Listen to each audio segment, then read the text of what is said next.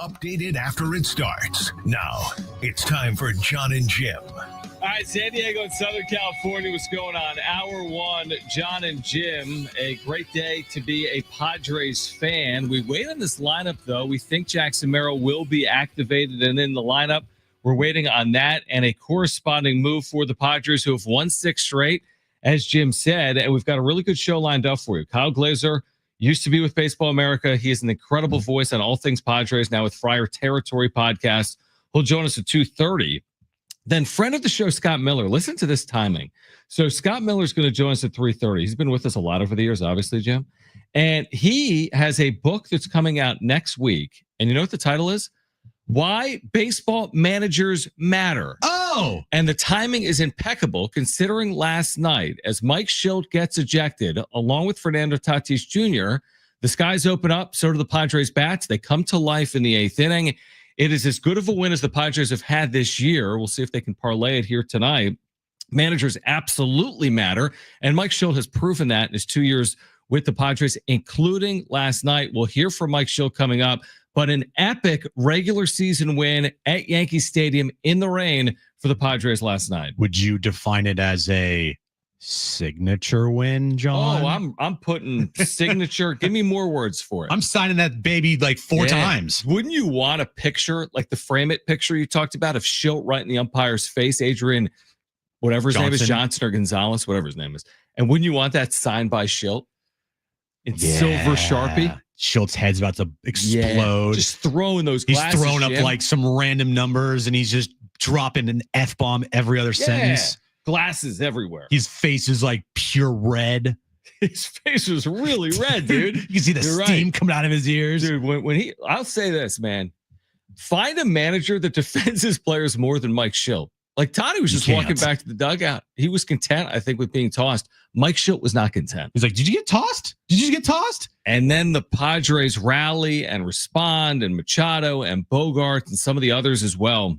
Just for me, in a regular season setting, it's up there with a signature, defining, memorable game. Like that's one of those games you're going to remember. It's not a postseason game, but in a regular season, Jim, and the Padres are completely rolling right now. Just completely rolling as they've won 6 straight.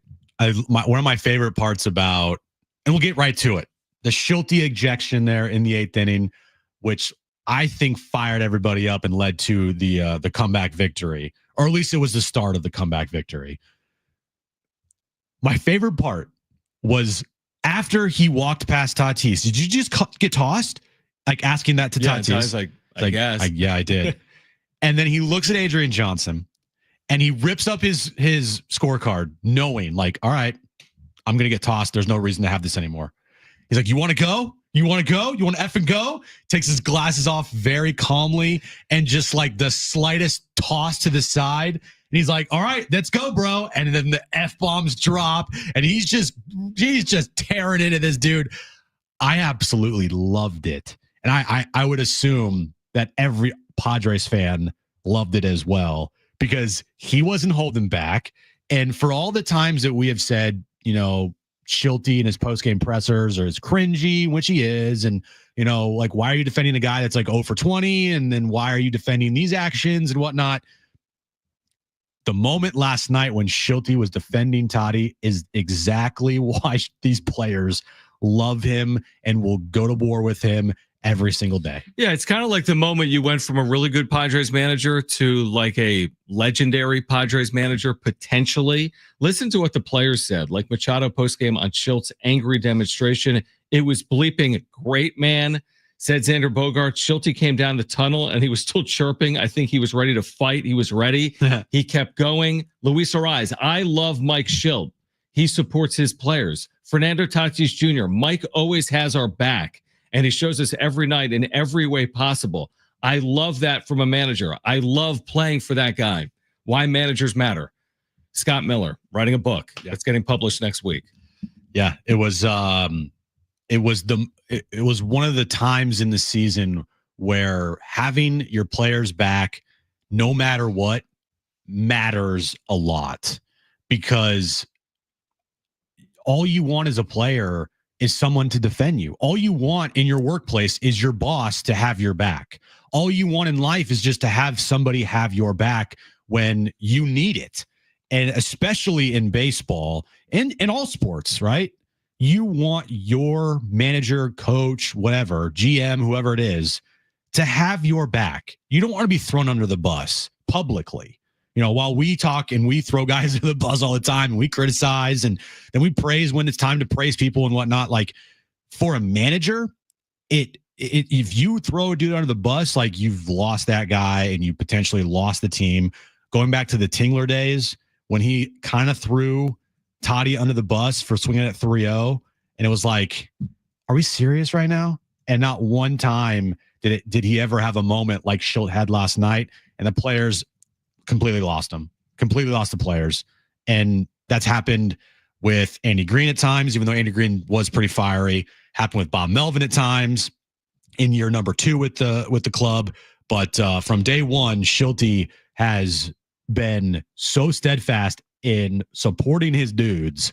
It kind of all culminated last night with having that insane ejection shouting match with Adrian Johnson. Like, dude, I loved it. I absolutely loved it. What I loved even more was that they came through, because it doesn't always work like that. I mean, you're left for dead. It's 3-0. It's raining. Tarps on the field. It's cold. You've won 5 straight games over, right? I've watched that game before, and we've seen Padres teams before. You're down 3 runs, the game is over. Not the last 2 years of Padres teams under Mike Shildt. But remember this, even before the Toddy ejection, you had guys like Tyler Wade and Brandon Lockridge reach base.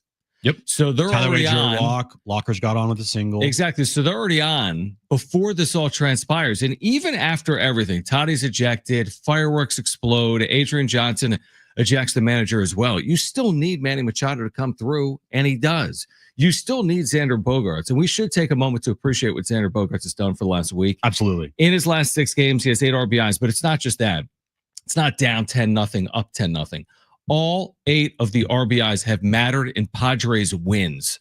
So 2 of them yesterday, 3 of them against the Giants, I think in a 7-4 win. He had 3 of them the other day as well on the road in Pittsburgh in a win. So like all 8 of them have mattered.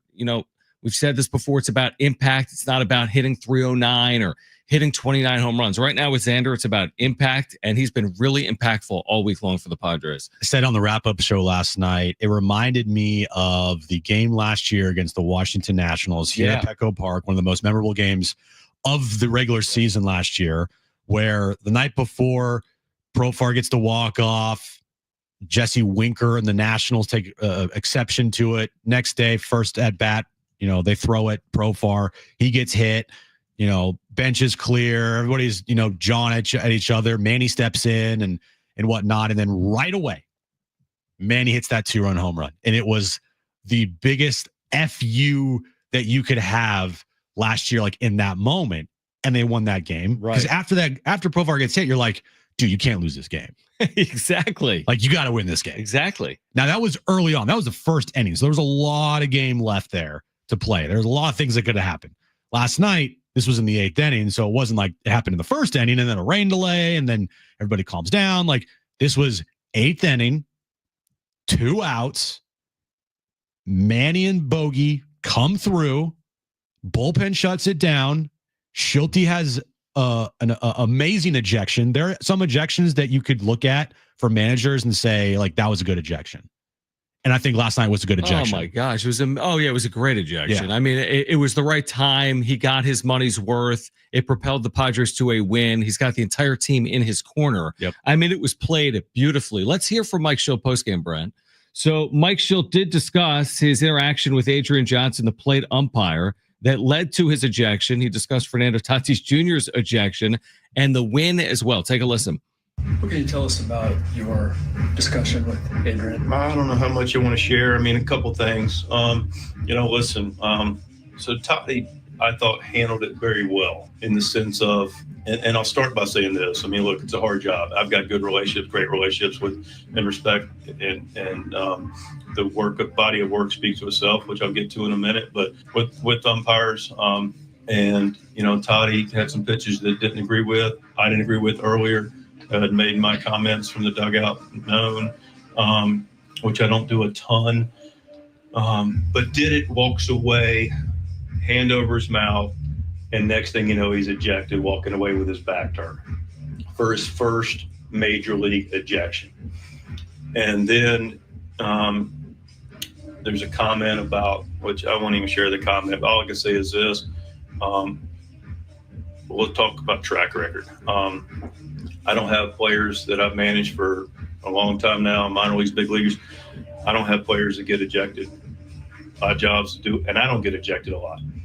All right. So, but I probably have the fewest amount of player ejections in my time managing. So our players play, they stay in the game. They're very respectful, rightfully so, to the umpires. I have the majority of the league that over the course of many years have been complimentary about how our players respect them, and me and our staff respect them. But he made a decision. He threw him out. I let the body of the work for the umpire grade speak for itself, and we'll leave it at that. You've had a lot of good wins early this season already, given how tonight transpired. And it seemed like what you felt was an unjust ejection of one of your players. How satisfying was this win compared to any other so far? Yeah, it's fair. They all are equal in the column. This one has, even deeper entrenched of who we are and how we compete. It's just the fabric of this club, the grid squad, and just, it's a reinforcement of playing the game all the time the right way, and good things will happen over the course of that. It's clearly a nice big win. I love the question. Hey, Mike, what happened in that conversation with Adrian Johnson? Well, there were 730 F-bombs. So it wasn't really conversation. Probably can't really talk about that. And also, it wasn't really conversation, like you say. Like, he was just screaming. I was yelling at him, and he was yelling at me. And a lot of F-bombs were thrown.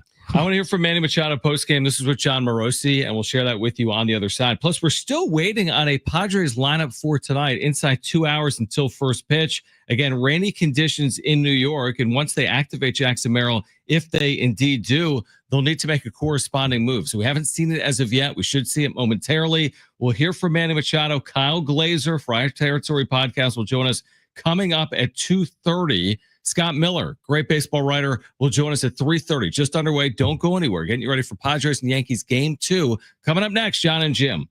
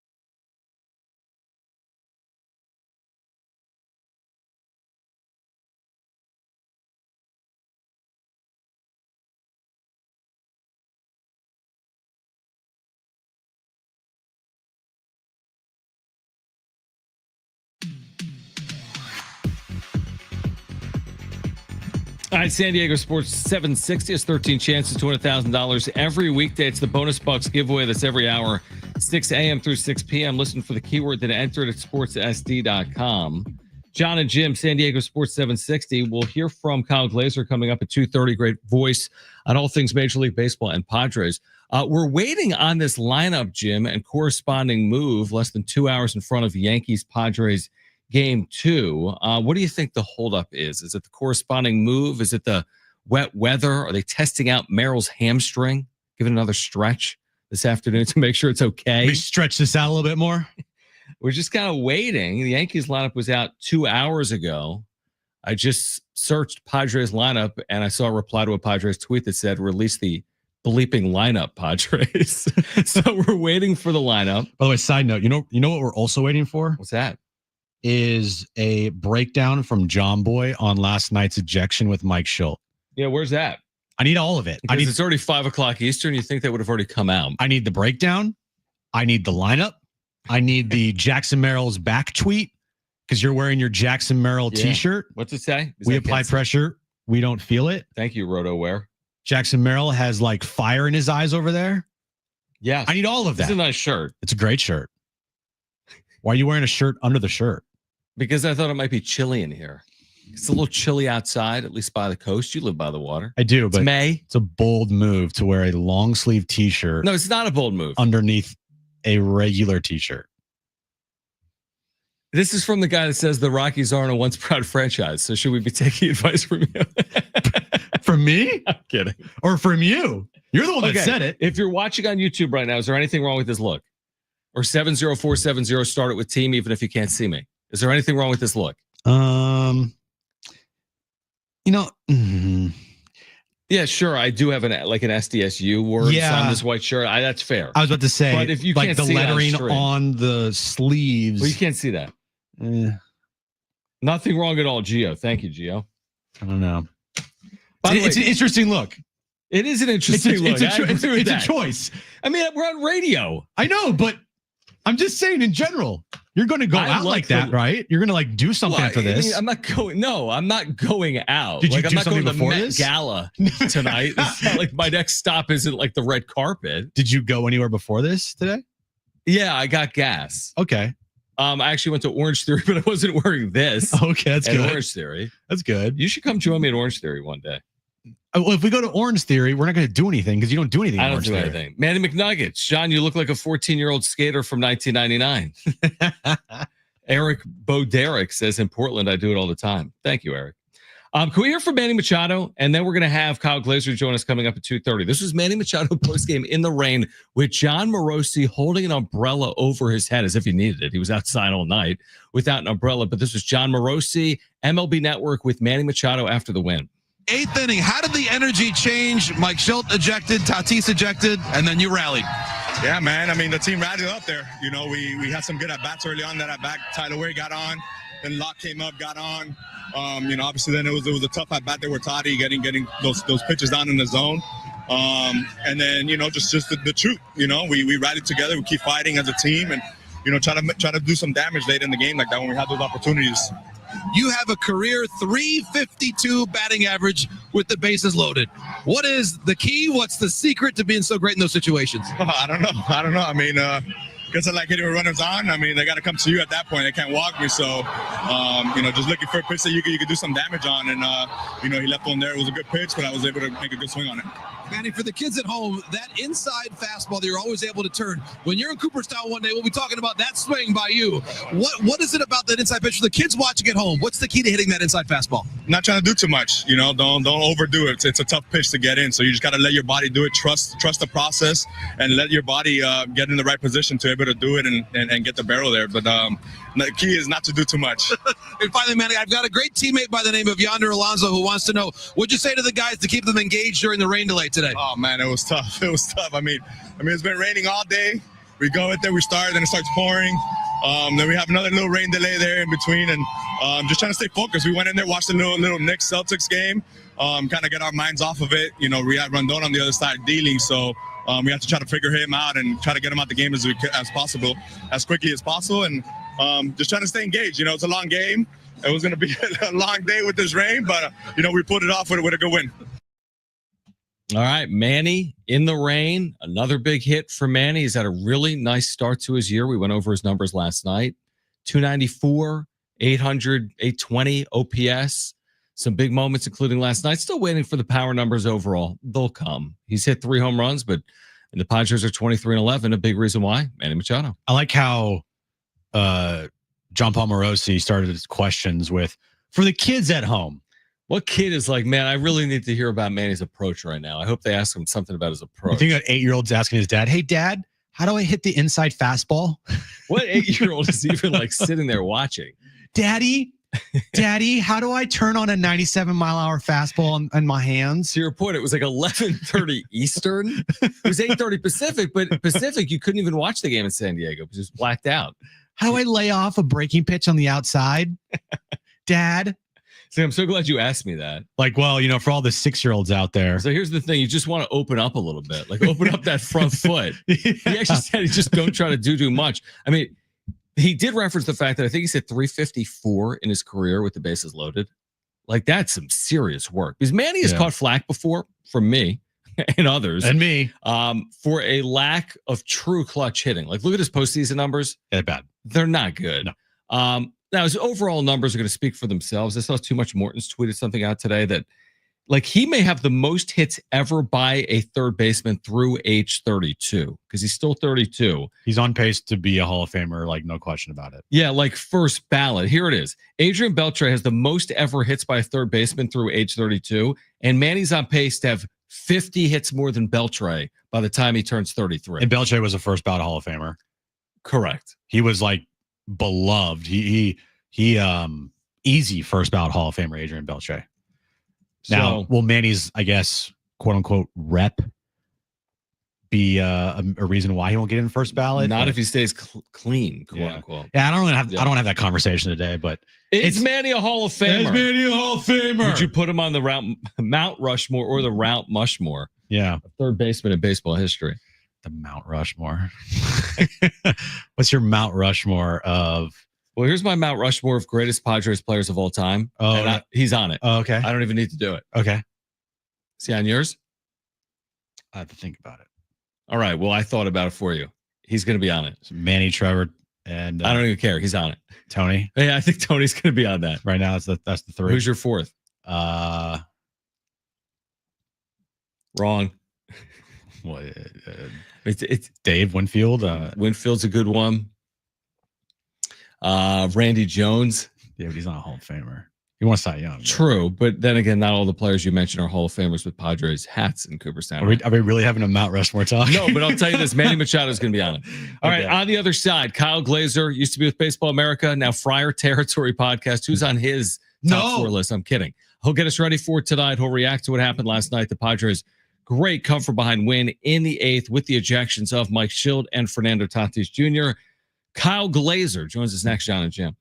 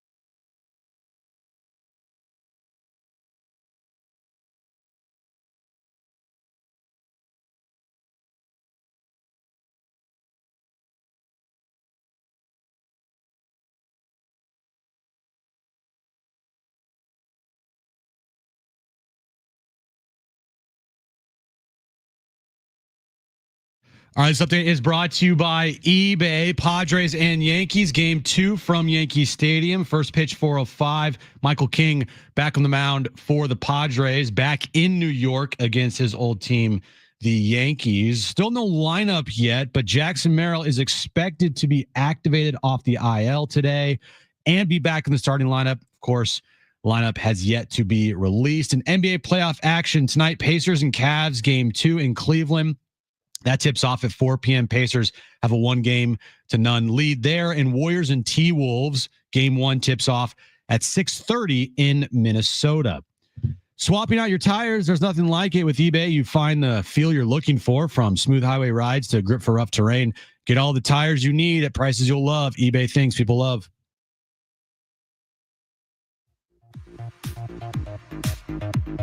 All right, great to connect with Kyle Glazer, Friar Territory podcast. Amazing voice in all things Major League Baseball and Padres, and would love to get his reaction following last night. Plus, the Padres have won 6 straight. They're expected to activate Jackson Merrill today. We haven't yet seen a lineup, though, from the Padres in advance of game 2. But, Kyle, we appreciate you hopping on with Jon and Jim, San Diego Sports 760 again. What was your reaction last night? Because it's not every game that a manager gets ejected and a team responds, but the thing worked out beautifully in the 8th inning last night for the Padres. Yeah, it was just an impressive comeback all the way around. Let's not forget, Carlos Rodon was completely in control. The Padres offense looked helpless. You had a rain delay to start, a rain delay in the middle of the game. So many things were against the Padres, and really, I think you have to give some credit to the bottom of the order for getting that rally started. Tyler Wade with the walk, Brandon Lockridge with that 0-2, broken bat single into center field. And look, Fernando Tatis Jr., that was a pitch that was called against him a few times that night. And give Mike Shildt credit for standing up for his players and going out there. And I have to say, the lineup card, the pen and the glasses, was a really, really nice touch on his part. Oh yeah, it was such a great toss of the glasses, and knowing he's going to get rung, just not breaking eye contact with Adrian Johnson, ripping up his scorecard, throwing his glasses. It was fantastic. But if not for what Xander Bogaerts and Manny Machado did last night, the ejection wouldn't have meant as much. And speaking of Xander, very impactful the last week here, Kyle, after really struggling the first month. From what you're seeing, do you feel like he's figured something out with his swing? Do you feel like he's turned it around here? And what have you made of his last week here? Certainly been really encouraging. And the main thing I'm noticing is when he was really starting to struggle and spiral a little bit last month, you saw him when he was in the batter's box jumping at the baseball, which is what guys do when they're pressing, when they're lacking confidence, when they're searching for something. And it just kind of makes everything worse. What we're seeing from him more so the last week, again, hasn't been perfect, but it's been a lot better. You're just seeing a more confident hitter. He's staying in that back hip, letting the ball travel, trusting his hands, and just, reading and reacting to the baseball. And we're starting to see him hit a lot more hard line drives. Even some of his outs have been hard hit. He had a hard hit liner in Pittsburgh, a hard hit liner at the first baseman against the Giants. So I think just seeing him stay back on the baseball, trusting his hands, that's a sign of a more confident hitter, a more balanced hitter, and we're starting to see the results follow. Obviously, it's only been a week. You want to see him keep it up, but it was the kind of turnaround that he needed, and it's been really good to see. 8 RBIs in his last 6 games. They've all come in Padres wins. Again, the Padres have won 6 straight. Kyle Glazer, Friar Territory, is with us. A big reason why, Kyle, is this bullpen, right? Like, what can you say about it? It's not just that quote unquote A team with the, Robert Suarez's and the Jason Adams. It's basically the entirety of the bullpen. You could make the argument the reason the Padres are where they are, and maybe the Yankees are where they are, is the Padres bullpen has been elite. The Yankees hasn't. But what can you say about the overall body of work of this bullpen so far? It has been historic. Look, this is one of the most effective bullpens we have seen in recent memory. Again, it's only May. It's a long season. There's a lot of time left. But, I mean, it's like you mentioned, it's not just the main guys, all of whom have ERAs under 2.5, but, the guys who aren't part of the A bullpen. Yuki Matsui's under 2.5. Wandy Peralta's at, 1.5 ERA. I mean, Alec Jacob, who is, considered not one of the key guys, he's at, 2.16. I mean, it's to a man. Every single one of them has been on point for the most part for the entirety of the year. And it's so rare. You have a lot of teams where they're good 6, 7, 8, maybe 7, 8, 9, but they have kind of, like you said, their A bullpen and their B bullpen. The Padres' B bullpen guys would be A bullpen guys for most other teams in baseball. Yeah. It's just something that's special to watch, and I think you just have to appreciate the greatness while you're watching it. Yeah, and speaking of greatness, Fernando Tatis Jr., he's been great this season. He's kind of cooled off at the plate recently. Obviously, last night got the ejection, but, it is what it is. And he got hit on the arm on Friday. But what he did on Saturday in Pittsburgh, Kyle, I mean, he's finding ways to help out his team other than just at the plate. This is kind of like almost like a final form we're seeing of Tatis here this year, with the big caveat, if he stays healthy for the entire season. Exactly. That's always the big thing with him. We have to keep in mind he has never played a full season except for the shortened 2020 season, largely due to injuries, also partially due to his PED suspension. So there's no question we are seeing the best, most complete version of Fernando Tatis Jr. You have to remember, he's in his age 26 season. He's just now entering his prime. I think a lot of people forget that because he's been around for so long. But you talk about he's doing everything. He's hitting for average. He's hitting for power. He's stealing bases. He's making great catches in right field. He's gunning guys down at the plate. And he's doing so with a consistency we haven't always seen. I mean, look, his career high average, outside of his rookie year, he's been a 260s, 270s hitter most of his career. He's up to 317 right now, his highest average since his rookie year. So obviously it's still early. He needs to stay healthy, but we are seeing a supremely talented player just now reaching his prime, and it's really special to watch. It's been a lot of fun to watch. Kyle Glazer is with us right now from Friar Territory. Jon and Jim, San Diego Sports 760. If they play tonight, again, there's been rain showers in the Northeast, obviously, as we know. It would be Michael King tonight against his former team. How do you expect this one to go? And Michael King's obviously been terrific for the Padres, and this is a huge opportunity for him. First time back in the Bronx since the trade. Yeah, I talked with Mike Cameron about this a little bit earlier on this morning's episode of Friar Territory. And look, players always have a little bit of an extra edge when they're facing the team that traded them away, especially in the case of Michael King, the team he broke into the big leagues with, the team that really was his home for pretty much his entire big league career. Then they traded him. They weren't sure if he was going to be a reliever or starter. And he has certainly proven with the Padres that he can be not just a starter, but a frontline starter. So there's definitely an element here of him going back to New York and showing them, hey, you were wrong about me, and I'm going to prove it to you. Obviously, you don't want him to get too amped up and overthrow, but everything he's done throughout his tenure in San Diego, you trust him to go out and pitch like a number one, and pitch like a number one against good teams. We've seen him do it against the Braves, the Dodgers. He won't be intimidated at all pitching in Yankee Stadium, facing his old teammates. I expect him to be ready to go and in prime form. Luis Ariz, the big conversation with him a lot of times is like, well, his WAR's not that high and he doesn't hit for much power, and like kind of the conversation of like, what's he really worth? Well, I think we're seeing that, early on this year, the team with him in the lineup, what is it, 23-6 or something? 22-6. 22-6. Yeah. He's been incredible when he's been in the lineup, even though he had that 0-for-13 start. His impact, Kyle, I feel like is an impact that, isn't always shown in the box score, even though he's a guy that can go out and get multiple hits for you every single game.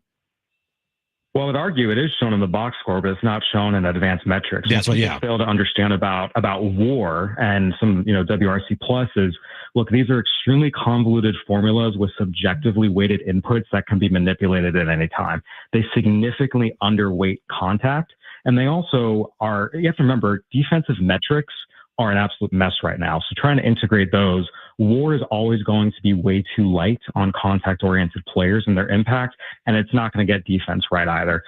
Ask the players on the field, ask the coaches on the field, ask the opponents on the field. Luis Ariz is one of the 20 to 25 most impactful position players in the game right now. He is an elite contact hitter, unlike anyone in the game, who fundamentally changes the way teams have to go through a lineup. And I can tell you, talking to opposing pitchers and catchers throughout the league, they hate facing him because every other batter in the league, including Judge, Ohtani, and the rest, they know if they go out and execute their pitch, more often than not, they're going to have success. Luis Ariz, there's nothing you can do. I've talked to so many pitchers that say, honestly, I should just throw a first pitch fastball down the middle because I want to save my bullets. He's going to hit it, and I just have to hope he hits it at someone. He makes pitchers and opposing catchers feel helpless. They do not like facing him, and he is an impactful force in a major league lineup that advanced analytics just don't fully appreciate because the inputs aren't weighted to appreciate him. Great insight on Arise. And again, he's returned. The Padres have won 6 consecutive games. Now they're expected to get Jackson Merrill back. He hasn't played in the last 24 games for the Padres. It's been probably a month since the hamstring. So I would ask it like this, Kyle. Do you think Jackson Merrill is going to look like Jackson Merrill when he does return?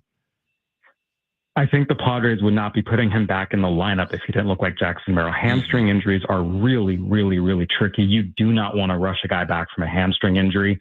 If his hamstring was not strengthened 100% fully ready to go, the Padres would not have brought him back. So look, there's always going to be an adjustment. You know, getting your timing back, coming back up and facing major league pitching is very different than just a quick rehab stint against AA kind of arms. But in terms of the way he's moving, I will be shocked if he doesn't look like his old form, because if he doesn't, that means the Padres brought him back too fast, which just wouldn't have been the right thing to do this early in the season. Kyle, always appreciate it, man. Great work with Friar Territory. We appreciate you hopping on, Jon and Jim. We're looking forward to the rest of this series here in New York, and thanks for taking time for us here on 760. Thanks, Kyle. My pleasure. Anytime, guys. All right, great stuff from Kyle Glazer. And on the other side, we are going to hear from Jackson Merrill. We are, yeah. He has spoken, even though the Padres have yet to announce any corresponding roster moves or a lineup, or maybe that's the thing, is the corresponding roster move that's taking so long. Corresponding move, yeah. So Jackson Merrill, he has spoke with the media. You'll hear from Jackson on the other side. Plus, Scott Miller has written a new book, and it's appropriately timed. It's about why baseball managers matter, and he will join us coming up at 3:30. We're getting ready for Padres-Yankees Game 2. You'll hear from Jackson Merrill next on Jon and Jim.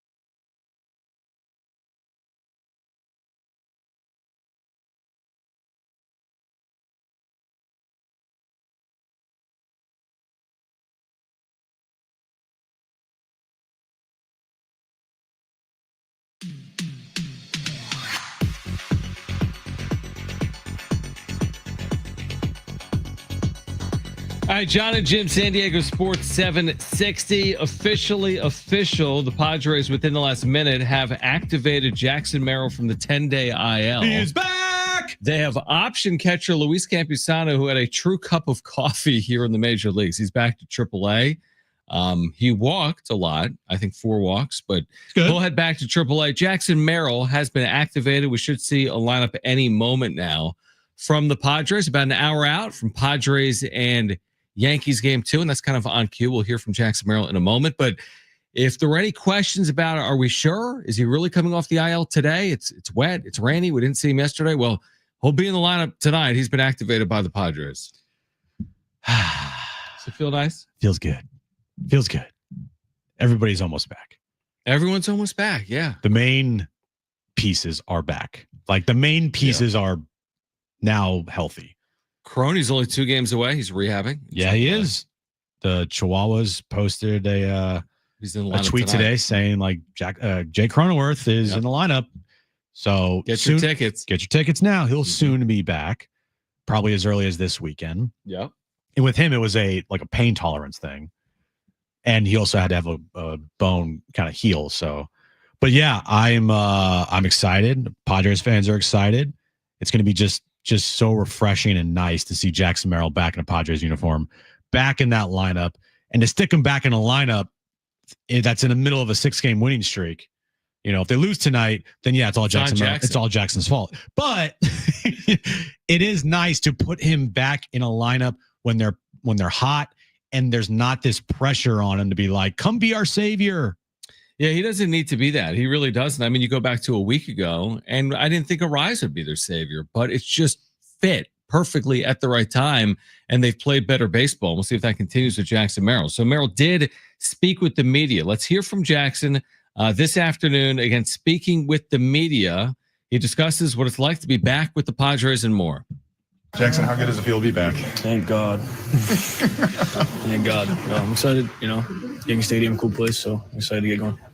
What's the toughest part for you being away? Is it physically not playing baseball, not being with the guys, the whole thing? What's the toughest part for you? I think everything just sucks about it, Yeah. You're kind of right there just sitting and watching, but, nothing better than me watching baseball, cheering my guys on. So I appreciate being back, and I stay mentally tough through it all. So, we're here. It's only a month and ready to play the rest of the season. You got some energy ready to go. You're built up for the last week, ready to face the hound, so to speak. Yeah, I'm excited for an adrenaline rush. I haven't had one in a while, so I'm pretty excited for that.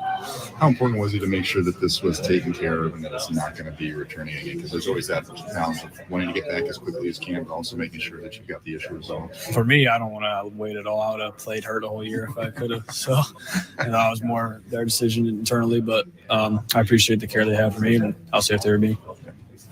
You say it was only a month, but how much did it feel like longer? It was so long, dude. For like half a year. I feel like that all-star break already.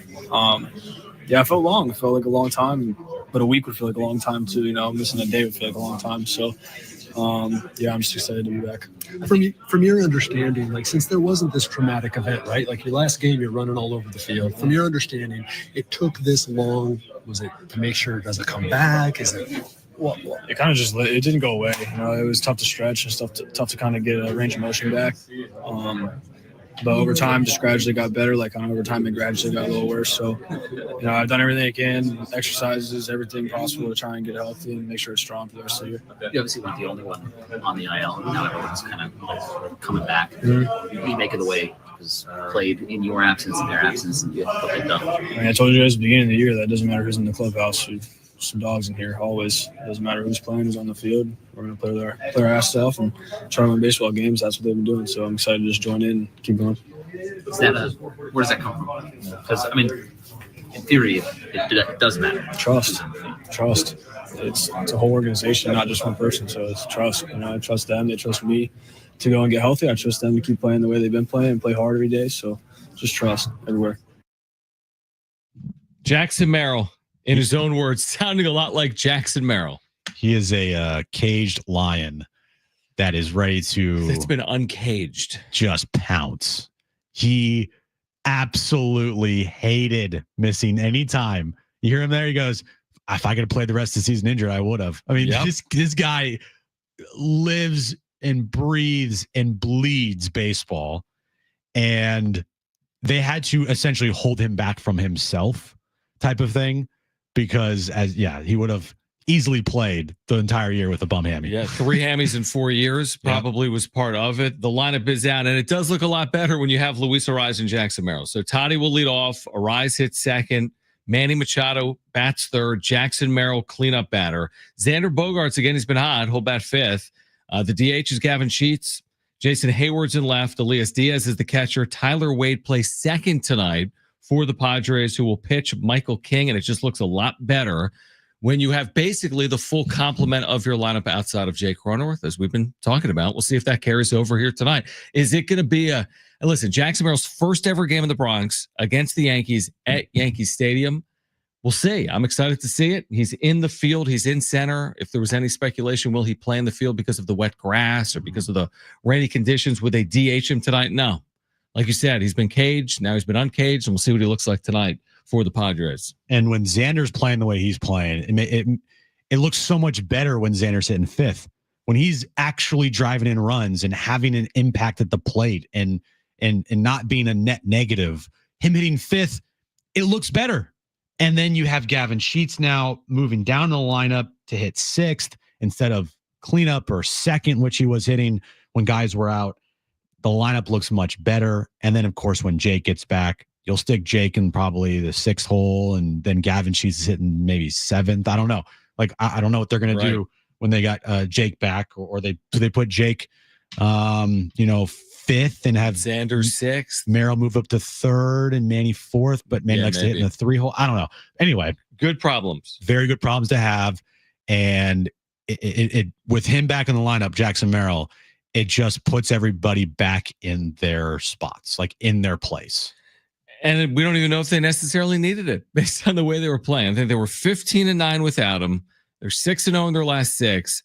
And now hopefully they continue to do what they've done. Because this will not be easy to do, even with fully healthy play like this. I don't even know if they need to play like this. Maybe to win the division. I mean, winning 2 out of every 3 games, maybe you're going to need to do that to win your division. The only team that's been better is the Dodgers all year. But I mean, you win 2 out of every 3 games, and you will put yourself in a position to win a division for the first time in a long time. At this moment in time, you're going to need, if you want to win the division, you might have to win 2 out of every 3 games. Because the way that the Dodgers and the Giants have been playing, it is all bunched up there at the top of the National League West. Did you know, John, that the Padres are the only team in baseball that have allowed less than 100 runs on the season? I did not know that, but it makes sense with this pitching staff, which has the best ERA in baseball. They've allowed, how many runs have they allowed? They've allowed 98. How much? You think they'll stay under 100 all year? If they did, they're winning the World Series. It would be a record. And they're also winning every single game, probably, unless they lose 1-0 in one of them. Right. How many runs have they scored? So what's their run differential? Ooh, a run differential plus 39. They scored 130. Yeah, that's ridiculous. Yeah. In a fifth of a season. Now, when you look at, as far as runs scored goes, they aren't close to like the best in baseball. Mm-hmm. But still, you don't have to be the best in baseball when you're not allowing any runs. Exactly. It's like a yin and yang here. I mean, I'd prefer the pitching. We always talk about this because in the postseason, are you going to rely on your bats every game? It's so hard to do that. It's hard to rely on your bats every game in the postseason. What you can rely upon is your pitching. And their pitching has been awesome. Not just their bullpen. Like the rotation. Nick Pivetta yesterday. Michael King today. Those pitchers have been great to start the year. Like, think about this. In the National League, I won't look at the American League. Just in the National League, there are only, John, 2 teams that have scored less runs than the Padres.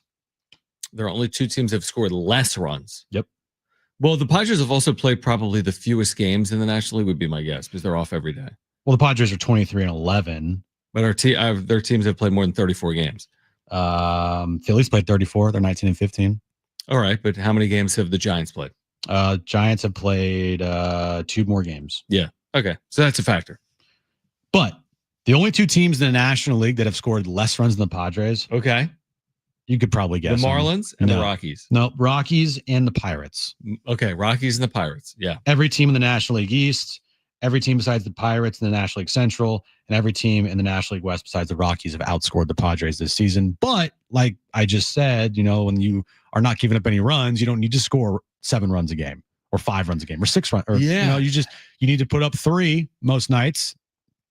your pitch is going to take care of the job. And maybe it speaks to some of the injuries they've overcome. Like they haven't had a rise all year and they haven't had Jackson Merrill for the last 24 games. Maybe this offense gets better now that they're both back. All right, we're going to hear from Michael King on the other side, and he references convincing the Yankees to make him a starter. He's turned into one of the best starters in the National League. He's going up against his former team at Yankee Stadium for a first time here tonight.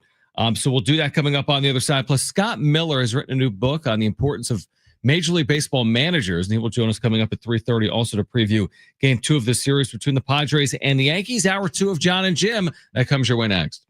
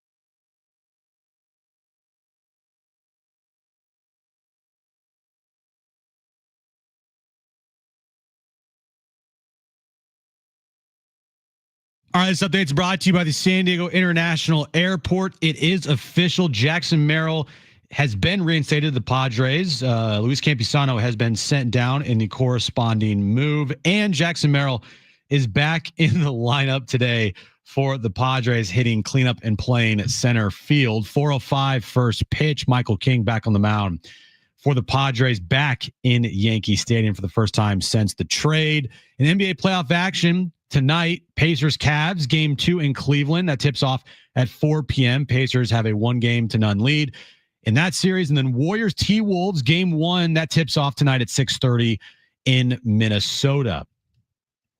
San Diego International Airport is getting an upgrade. The new Terminal 1 opens this fall. Lots of elbow room, faster security lines, and more dining and shopping options are on their way. Check out All the upgrades at newt1.com. It's never easy, is it? A late start and 2 ejections can't slow the Padres in the Big Apple. A 43 victory and a 6-game win streak. The series continues today in the Bronx. We'll keep you updated after it starts. Now, it's time for Jon and Jim. All right, San Diego and Southern California, what's going on? Hour 2, Jon and Jim. Scott Miller, great baseball writer, will join us at 3:30. He has written a new book. It's coming out next week about the importance of baseball managers. We saw it firsthand last night with Mike Shildt rallying on his team in the 8th inning. They win it 4-3. They've won 6 straight. So we're covering the story that Jackson Merrill is back. He's been activated. Luis Campusano's been sent down.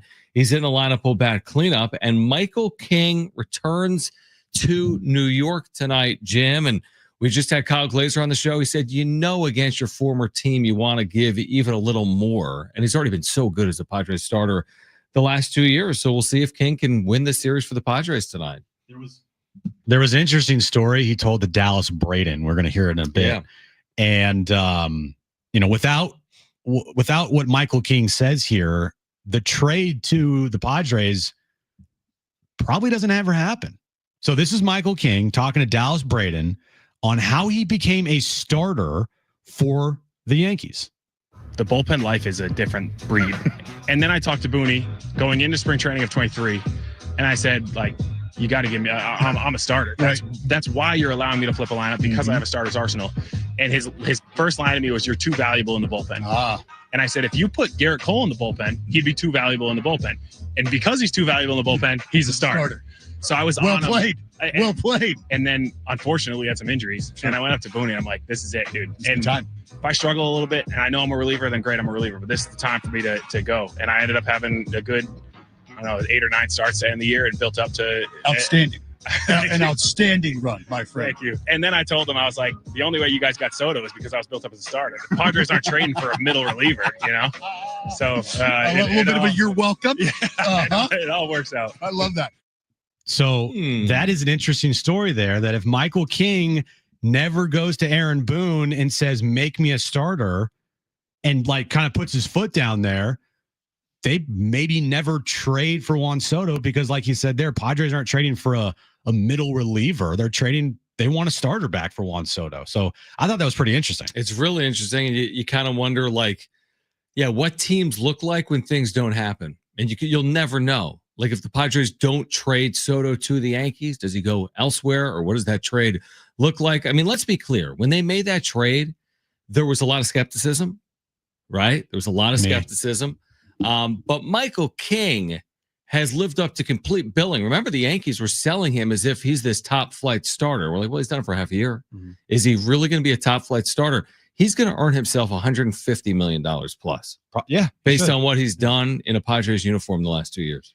Now, the way you make the Juan Soto trade really impactful, it's already been impactful for your team. Mm-hmm. Michael King has been amazing for the last year plus. Yeah.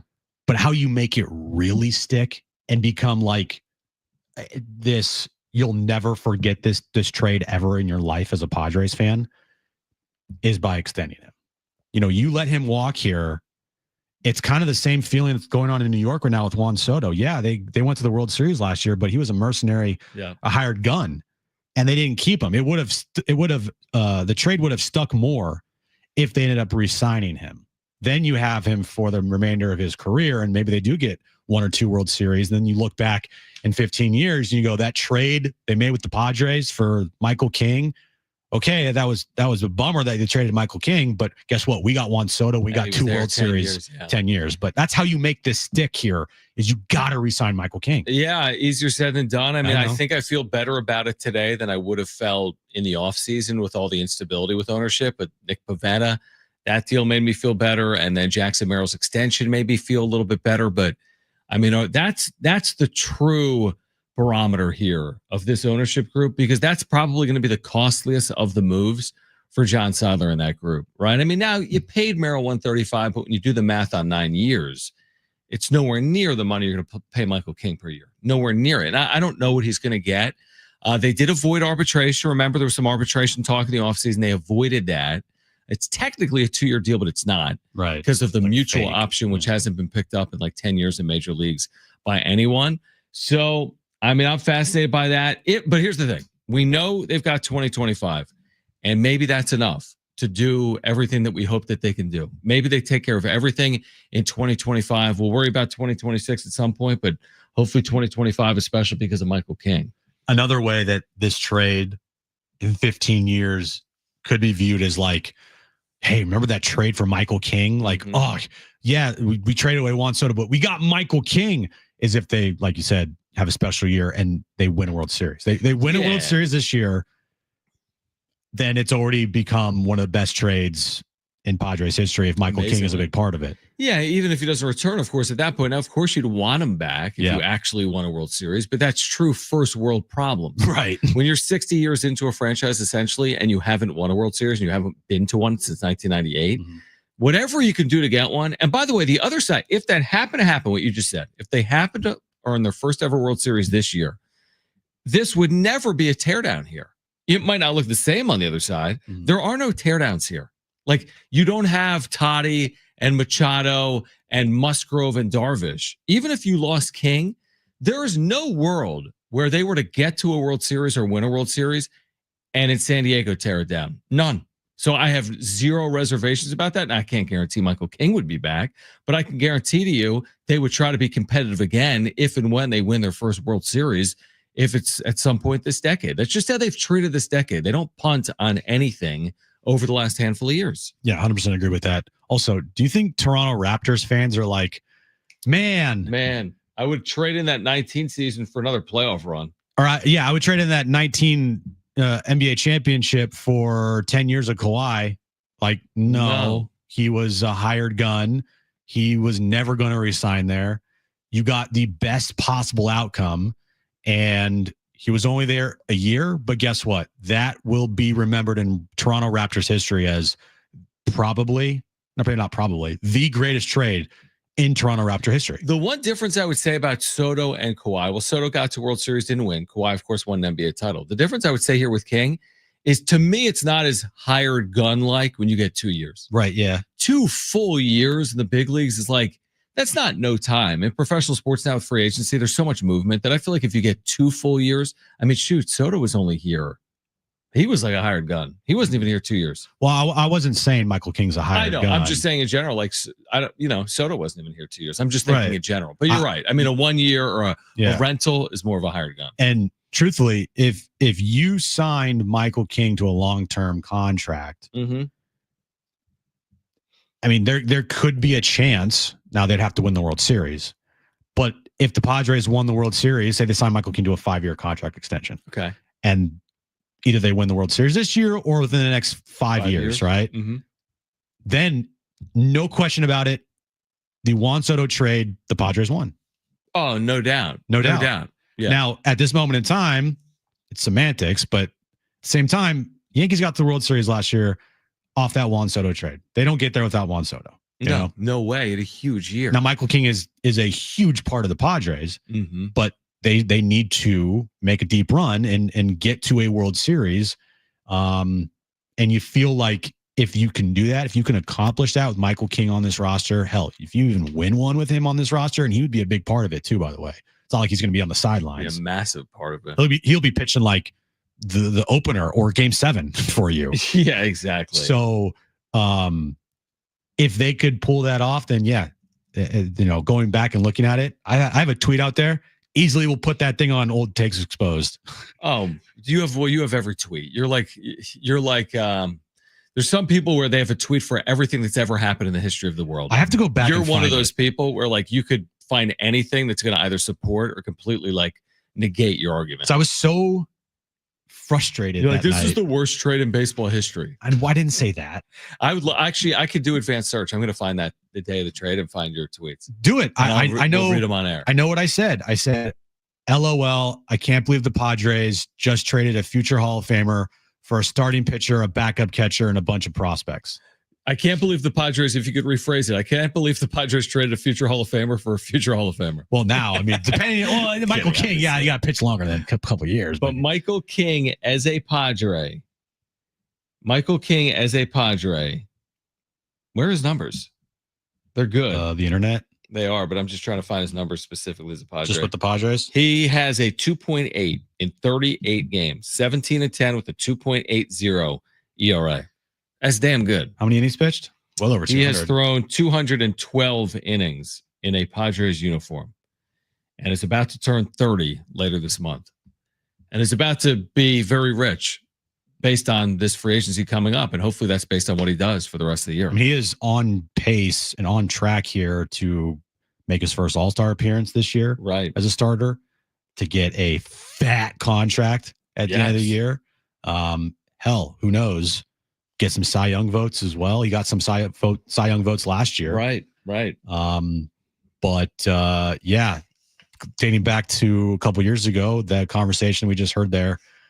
If he never went up to Booney and was like, "Make me a starter," maybe none of this ever happens the way in which it's happened. Yeah. It's funny how the world works. And in 7 starts this year, he's 4-1 with a 2.09. He's back at Yankee Stadium for the first time since the trade. He was the one that was outspoken when the Padres made that trade and said, we won the trade. The did. Padres won this trade. He said, I'm going to throw 180 innings as a full-time starter in 2024. Guess what? He threw 180 with the postseason. Yep. 173 2/3 in the regular season. Then made multiple starts in the postseason, went over 180 innings. First year in the big leagues as a full-time starter. And had one of the best playoff performances in franchise history against Atlanta. 12 strikeouts. Yeah, I like to say 14. I know. For some reason, I keep thinking 14, but it's 12. Right. 12 strikeouts, 7 shutout innings, dominant. It was incredible to watch that performance. I mean, some of his pitches, like you say, guys unhittable. Literally, like wiffle ball stuff he's throwing up there. Like, there's no chance. They have no chance, and they didn't have a chance. All right, Scott Miller's going to join us coming up at 3:30. He's a contributor for the New York Times. He also has a new book that's coming out later this month, Why Baseball Managers Matter. So we'll get into the Padres and the Yankees with Scott Miller coming up in about 15 minutes. On the other side, who is number one in NL MVP power rankings? Oh, more power rankings. MVP power rankings. Oh, individual power rankings. On the 6th day of May. What everyone's talking about. That's next. Jon and Jim.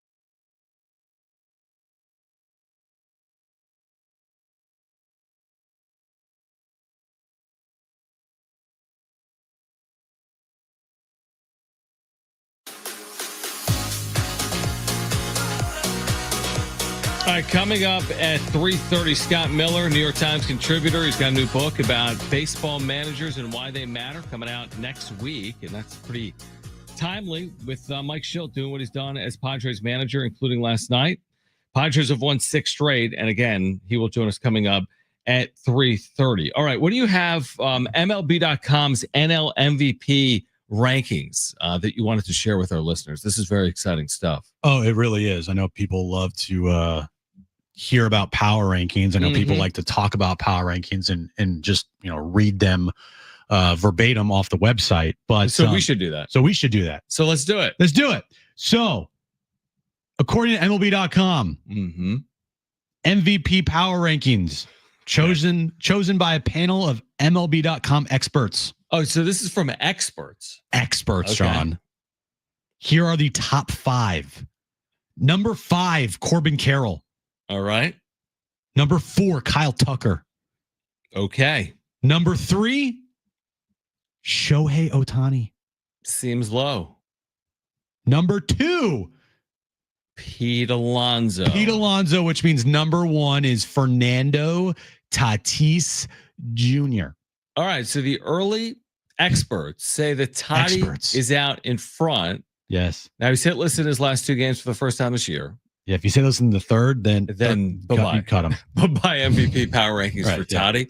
But he's got his 3 whatever average. What is it? 315, 317, near 1,000 OPS. Plays for as good of a team as there is right now in the National League, other than the Dodgers, but similar record. So yeah, I think he has earned that based on the team's play and his play a month into the year. Do you want me to read this paragraph verbatim on the radio? Yeah. On the air? What is it? There's a paragraph about his play? There is. Yeah, please. Let me just read this word for word. Yeah, do that. Tatis is back to hitting like a superstar with his 328 batting average through Sunday, pacing all NL outfielders, and his OPS is 973, ranking 3rd among National League players. He has 8 homers and 8 stolen bases entering Monday, putting him on pace for his first 40-40 season. Tatis is already at a 2.1 WAR, according to Fangraphs, and he's on pace to finish with a 10.6 WAR on the season. Wow. I wish I would have thought of something like that. So was that written by ChatGPT? It wasn't terrible by the experts. So how many steals does he have now? Close to 10, right? He has 8. Okay. So he's got 8 homers, 8 steals. Now I was on the 40 homer bandwagon with Toddy. I still think it's possible because he can hit him in like a barrage. He can hit 2 in a game. He could hit 4 in a week, right? It's just been a really productive first 30-something games. The most impactful thing for me is he's played every game but one, right? He missed that one game. I forget the circumstance. Shoulder in Sacramento. Yeah, it's an aggravated shoulder. Left a game, missed the day game. But then the other day in Pittsburgh, he gets hit on the arm. His arm has this huge welt, and he returns the next day, and then he has that huge moment that we talked about yesterday late in that game. So I think it's deserved, Jim. I mean, based on what he's done to this point, it's a long way to go, right? You can't count out players like Shohei Ohtani. And I think if Tatis, this is the point I've been trying to make all year. If Tatis plays, 156 plus, which is something he's never done, but is on pace to do this year, then he should be in the conversation just based on the way he puts up numbers. So he's got to play 155 plus games.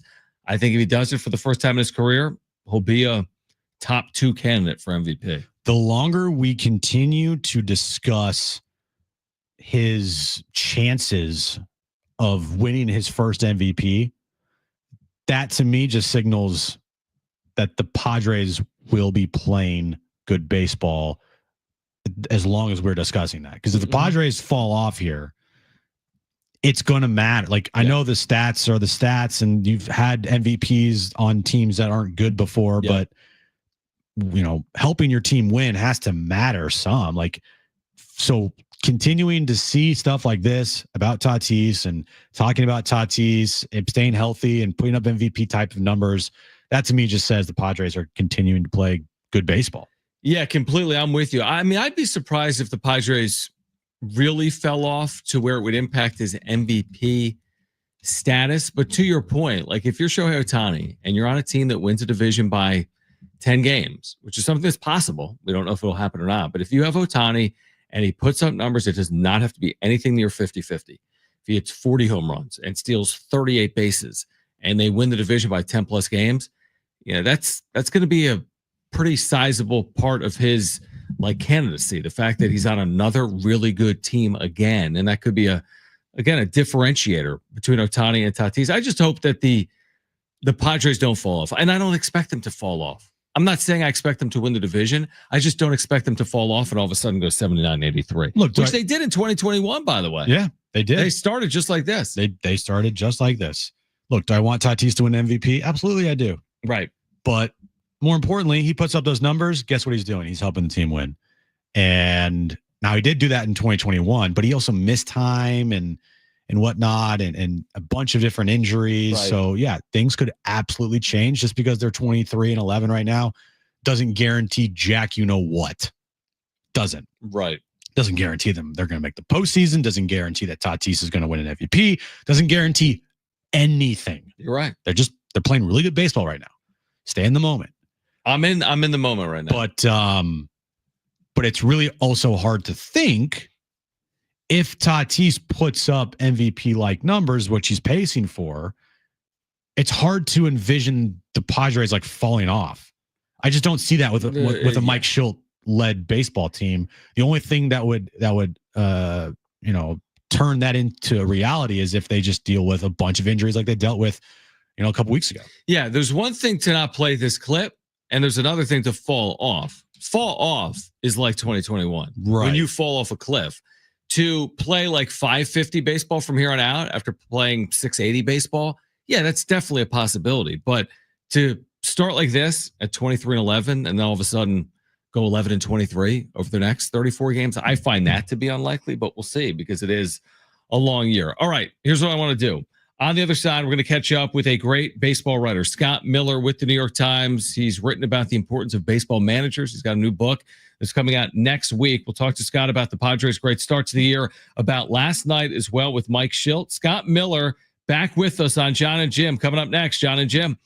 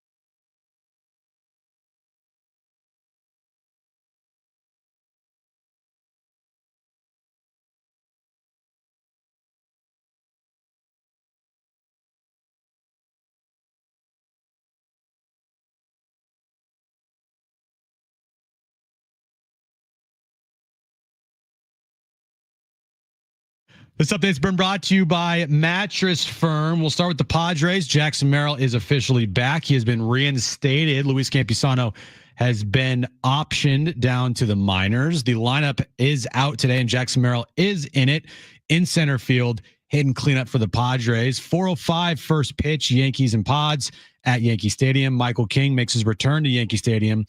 He'll be on the mound tonight for the Padres. And NBA playoff action tonight. Pacers Cavs game 2 in Cleveland tips off at 4 p.m. And then Warriors T-Wolves game 1 tips off at 6:30 in Minnesota. Don't postpone better sleep. Shop Mattress Firm's Memorial Day sale now. Upgrade to a premium bed from a curated selection and take your rest to the next level. Don't miss out. Visit Mattress Firm today. Get matched. Sleep at night.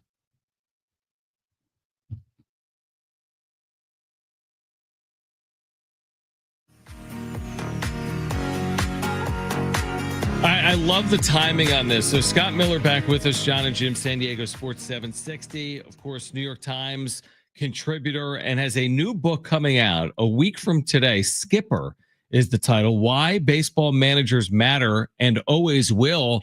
And then I go to last night, Scott, and we saw what played out there. Now, it doesn't always work like that. Mike Shildt gets ejected.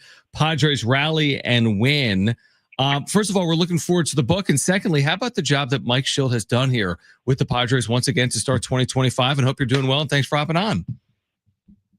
Nice to be with you guys. And yes, Mike Shildt's done a wonderful job last year and this year. And yeah, that game last night in a microcosm, man. And that, you know, when Tatis gets called out on strikes, gets ejected, Shildt gets ejected, and then the Padres score 4 runs to beat the Yankees. So you can't script it like that. That's why we keep watching. You never know what's going to happen, what's up around the next corner. And as far as that goes, you know, the Padres, these guys love playing for Shildt. He has, you know, you see continually quotes like he has our back. You know, we know he's behind us. He supports us, all that stuff. And that kind of goes into what is important about a modern manager. You mentioned the book I have coming out next week, and thank you. Very excited about that. And managers always will matter. It's just the job Mike Shildt's doing today. It's a different job than the job Bruce Bochy was doing in 1996 or that Preston Gomez was doing back in 1970. You know, the job has changed, but it's still very, very important. In your opinion, what is the hardest part about being a manager in today's game? You know, I think it's you're getting pulled in so many different directions. Specifically, you know, baseball operations, analytics in every organization now has things they want you to do. They have instructions for you. They have asks for you, and that's on one side. And then on the other side are the players. And the manager has to be loyal to the players. The manager has to be honest with the players. He has to have great communication with the players. A lot of what the manager does now, and I don't mean this is his only job, but when I say Mike Shildt's job is different than what Bruce Bochy did in 1996, is a lot of it now is selling. You know, the front baseball ops wants you to do this or that, or platoon the righty and the lefty. And as a manager, you've got to sometimes, not always, but sometimes sell the plan, the desires of baseball ops to the players in a way that they buy it, that they don't lose confidence, that they're behind it, they support it. And, you know, in the book, you know, Bruce Bochy, as many others, I probably talked to 200 people for this book, managers, players, executives, current, former. And as Bruce Bochy told me, you know, in the book, he said it used to be, when I first started managing, it used to be just tell the player what to do. Now, you may tell the player what to do, but it's going to require an explanation. Today's players, you know, the manager, it's like, well, I want you to do this, and this is why.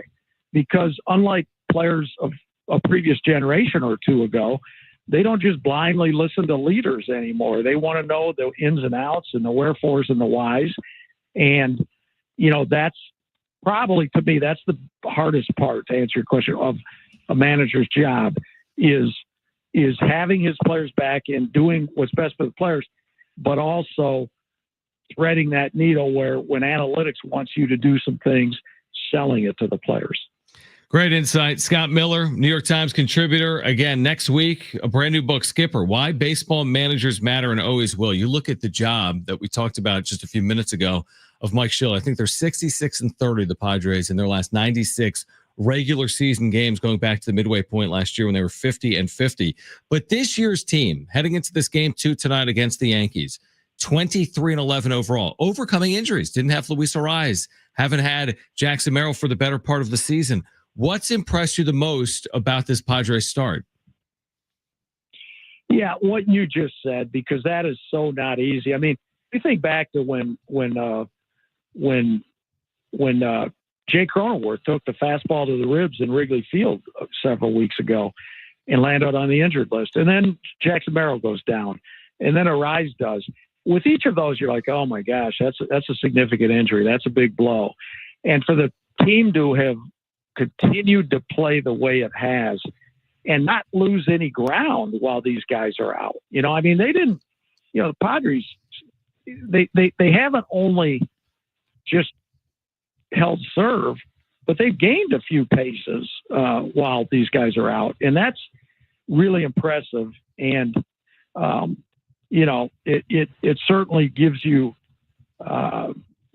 thought that down the road this season, you know, this is going to be a really, really formidable team.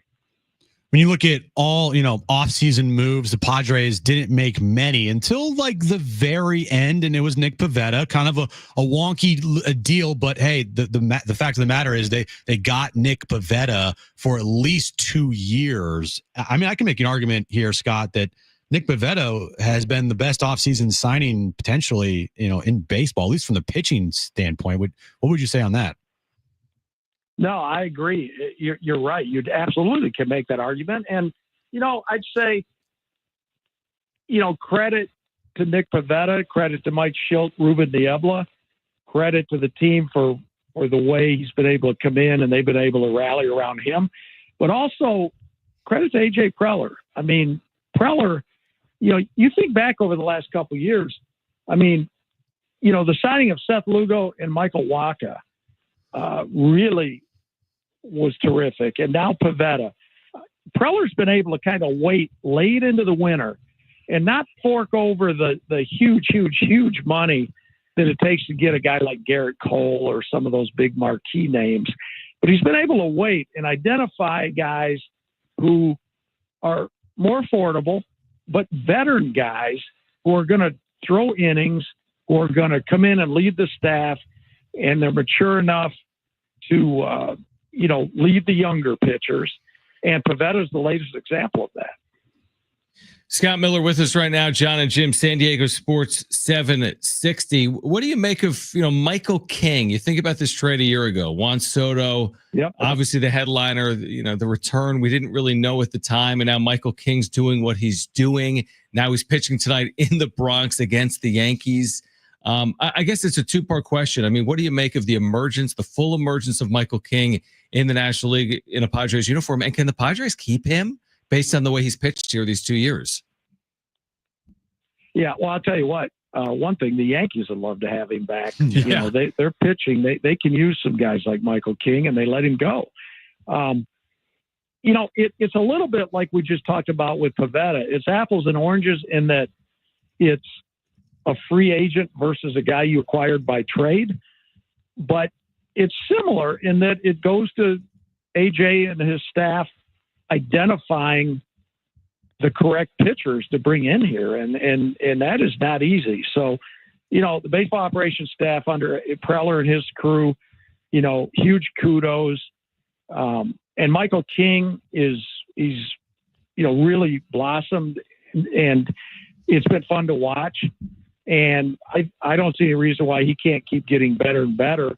The affordability, that's a good question. You know, when the, you know, he's going to get more and more expensive. So, you know, I don't know if they can keep him long-term or not.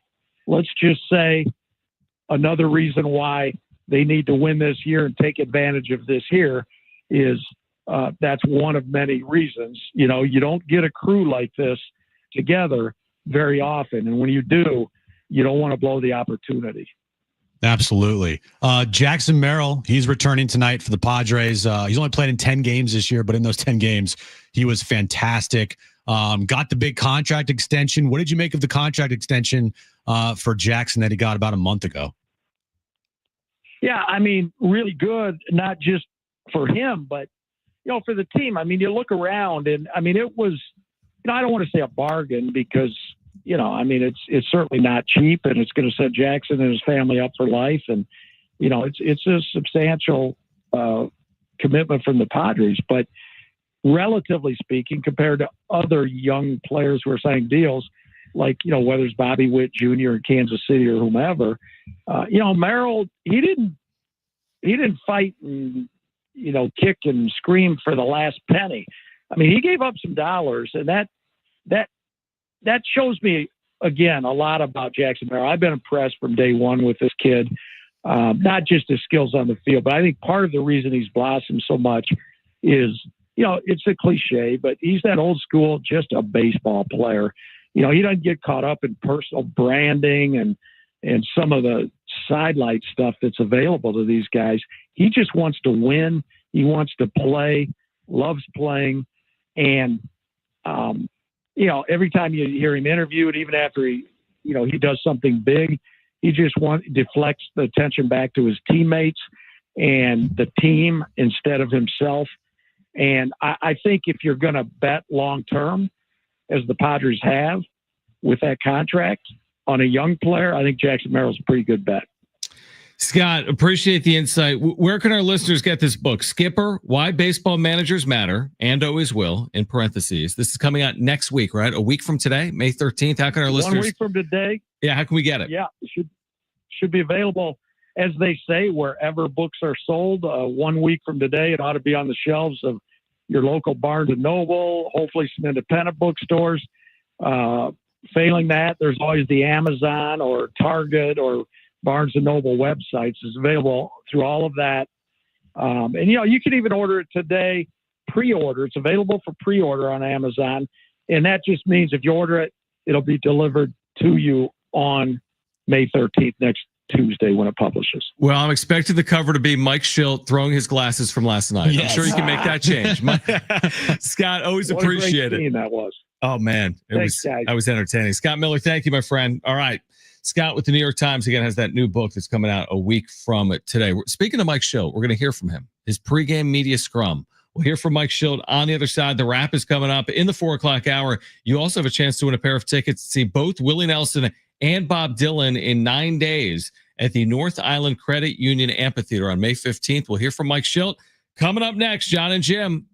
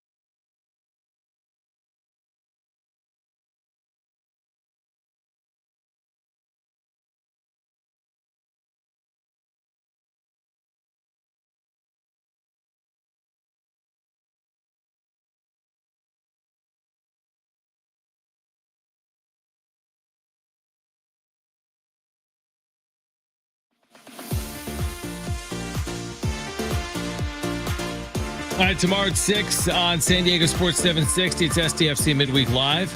You're going to hear from head coach Mikey Varas, as well as interviews with players and coaches. Find out the latest club and MLS information. This is hosted by Darren Smith. SDFC Midweek Live every Wednesday at 6 on your home for SDFC San Diego Sports 760. We've got those Bob Dylan, Willie Nelson tickets to give away in the 4 o'clock hour. Padres Yankees will play in about 20 or 30 minutes. And Mike Shildt, Jim, has spoken with the media. Did you realize that? Wait, isn't that incredible? Does he speak to the media every day? Not every day. Not if the Padres are off or if it's like November 28th. But most days that the Padres play, he will speak to the media both before and after the game. Wow. You know what he was asked about today? The game today or Jackson Merrill? He was asked, how does it feel to have Jackson Merrill back? Take a listen. Man, it feels good. Listen, a lot of guys did a lot of good work in his stead. Wadey was fantastic. Shows he can more than go do it when we need him to do it. And, kept it right there for us. Locke getting back, doing a good job. But, Jackson's a really, really special player that we missed quite a bit, both on the field, off the field. And I'm excited to have him back.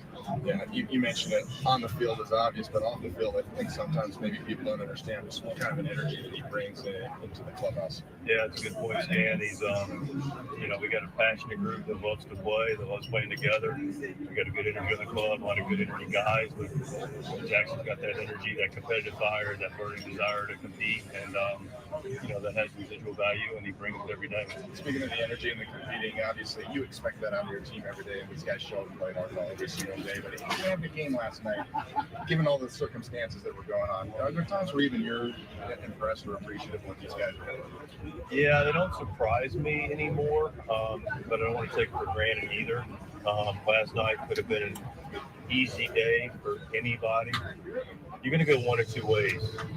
You get rain all day, we're not going to play. You show up to the ballpark, we are going to play, we're not going to play.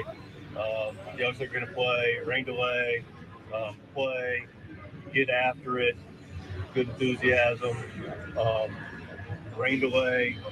How you're going to come back from it. And one of the things I appreciated about a lot of yesterday, and so like I said, there's one or two ways. Our way is we're going to get after it. We're going to compete, and we're going to be ready for any and everything. And Nick Pavetta set the tone for that. I got a lot of rightful text messages about Nick from people I respect, people who've won a lot this game. They just were really appreciative and I don't know the right exact word, but respectful of how he competed yesterday. And look, people say, "Oh, it's a big league, go out and compete." There's still humanness to it, right? And the weather conditions weren't great. And, especially the pitcher, as getting up, coming back down. Wet ball, cold, no complaints, great body language, competitive spirit, after the rain delay. Just for the fact that right when 9-10 start, our whole dugout's in here. Nick's playing catch, his energy's great. Go back out in a big moment still. First and second, 2 outs. Boom, goes out and finishes the 5th inning. And that's what winning teams do. They get the most out of their ability regardless of circumstances. And it was on display last night. Yeah.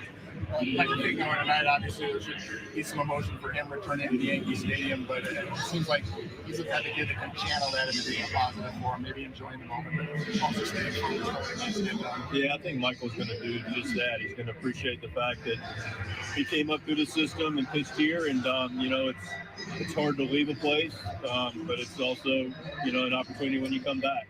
And I know he's looking forward to that opportunity. Got several guys with Wadey and Locke that played here. Vasquez is not going to pitch, but Michael will be more than up for the opportunity tonight. How's Jake doing? Jake's doing really well.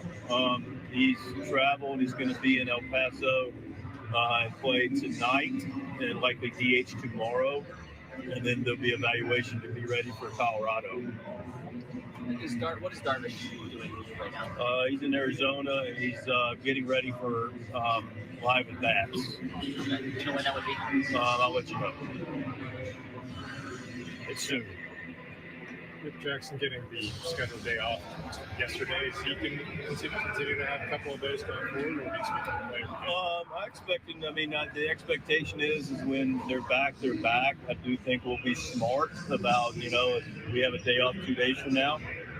So that's part of the equation to his scheduling is to get him to work, get him here, get him the day off, recovery day from playing, 2 days, and then day off.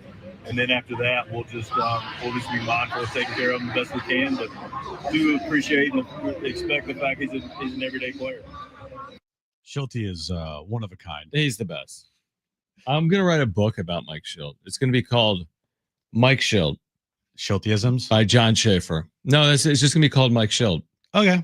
And I won't interview him, but I will just use quotes from his press conferences. That's the premise for the book. Just his presser? Mike Shildt, in his own words, has said a lot of things. You can make a shirt with all of his quotes on it. Right. That shirt would be tiny print. It's a very tiny print because Right. there'd be 1,000 different quotes that you're like, there's a Shildtism. There's a Shildtism. The Shildt era has been a fun one, truthfully. It's been a little bit of a Entertaining. rocky ride at times, but it definitely is always entertaining. Tell you that. It's never not entertaining. He is just such a character. I'm going to make a book about Jim, and the title's going to be Achu. And then inside, it'll be one page, and it'll say the word sneeze. It's going to be 70 a bestseller. It's going to be 7,500 pages, and just you open Every up, sneeze. just every page it says sneeze on it. Just like in the Sneeze. middle, very small font, sneeze. Achu. Achu. Sneeze. All right, coming up at 4 p.m., we still have a few minutes here, but coming up at 4 p.m., we will get to the wrap. Also in the 4 o'clock hour, if you miss Kyle Glazer, you'll hear him coming back, Friar Territory podcast, plus Willie Nelson and Bob Dylan tickets. This is for May 15th. We'll give those away. Plus, we're going to get into this NBA Western and Eastern Conference semifinals, where the road teams have started 3-0. Now, can Golden State complete the 4-for-4? It's never been done in NBA history. Oh, great. Where in game ones, 4 road teams all win in the semifinal round. That's what Steph is trying to do tonight. He's trying to put another chapter in his book. Yeah. As one of the top 13 players ever. Whoa. What? Can he be 13? the player to complete the 4-for-4 conference semi road win game 1 streak? Did you say top 13? Let me ask ChatGPT. What, too high? Oh, no, too low. It is funny. I was thinking about this the other day. Name the top 13 players in NBA history. I'm asking ChatGPT. Perfect. I love it. Is that fair? That's Is that fair. right? Fair. I'm talking about the entirety of the history of the NBA. Yes. Okay. Give it to me, ChatGPT. I'm going to preface it. Name the top 13 players in NBA history. Please include the entirety of the history of the NBA. Okay. Got it. And I'm going to share the results on the other side. I don't want to tell you right now. What a because tease. This is kind of a big deal. I might also tell her or him, whoever ChatGPT actually is, I understand it's subjective. So, in your opinion. Okay. Try your hardest. Try your hardest. To come up with a list. You're not. I would think Steph is in ChatGPT's top 13. Now you're not putting in there leave Steph off. Leave Steph Curry off the list. He sucks. But leave Steph Curry off the list. No. Steph Curry's great. And maybe he's a top 13 guy. Tell you what, look, it's going to be extremely difficult. Take him off that list, to not put him on that list. For the Warriors to beat the Timberwolves in this series. Stop. I mean, they're the 6th seed Minnesota Timberwolves. This isn't some once proud franchise. Oh, here we go again. I mean, the Warriors are the a proud Rockies franchise. are a once proud franchise. T-Wolves? The T-Wolves are a once proud franchise. Stop. Even though they've never made an NBA Finals, they're still Are you sure they never made one? Not in their history. They made a Western Conference Finals with who's once prouder? Kevin Garnett. Clippers or T-Wolves? Well, definitely not the Rockies. All right. You can't be like Rockies, once proud franchise, but Clippers, T-Wolves? Nah. On the other side, does ChatGPT consider Steph Curry a top 13 player in the history of the NBA? What a tease. Plus the wrap, plus your chance to win Willie Nelson and Bob Dylan tickets. And if you miss Kyle Glazer with us, you'll hear that conversation coming up at 4:30, hour 3. Jon and Jim next. Don't miss it. Stop, sneeze, achoo.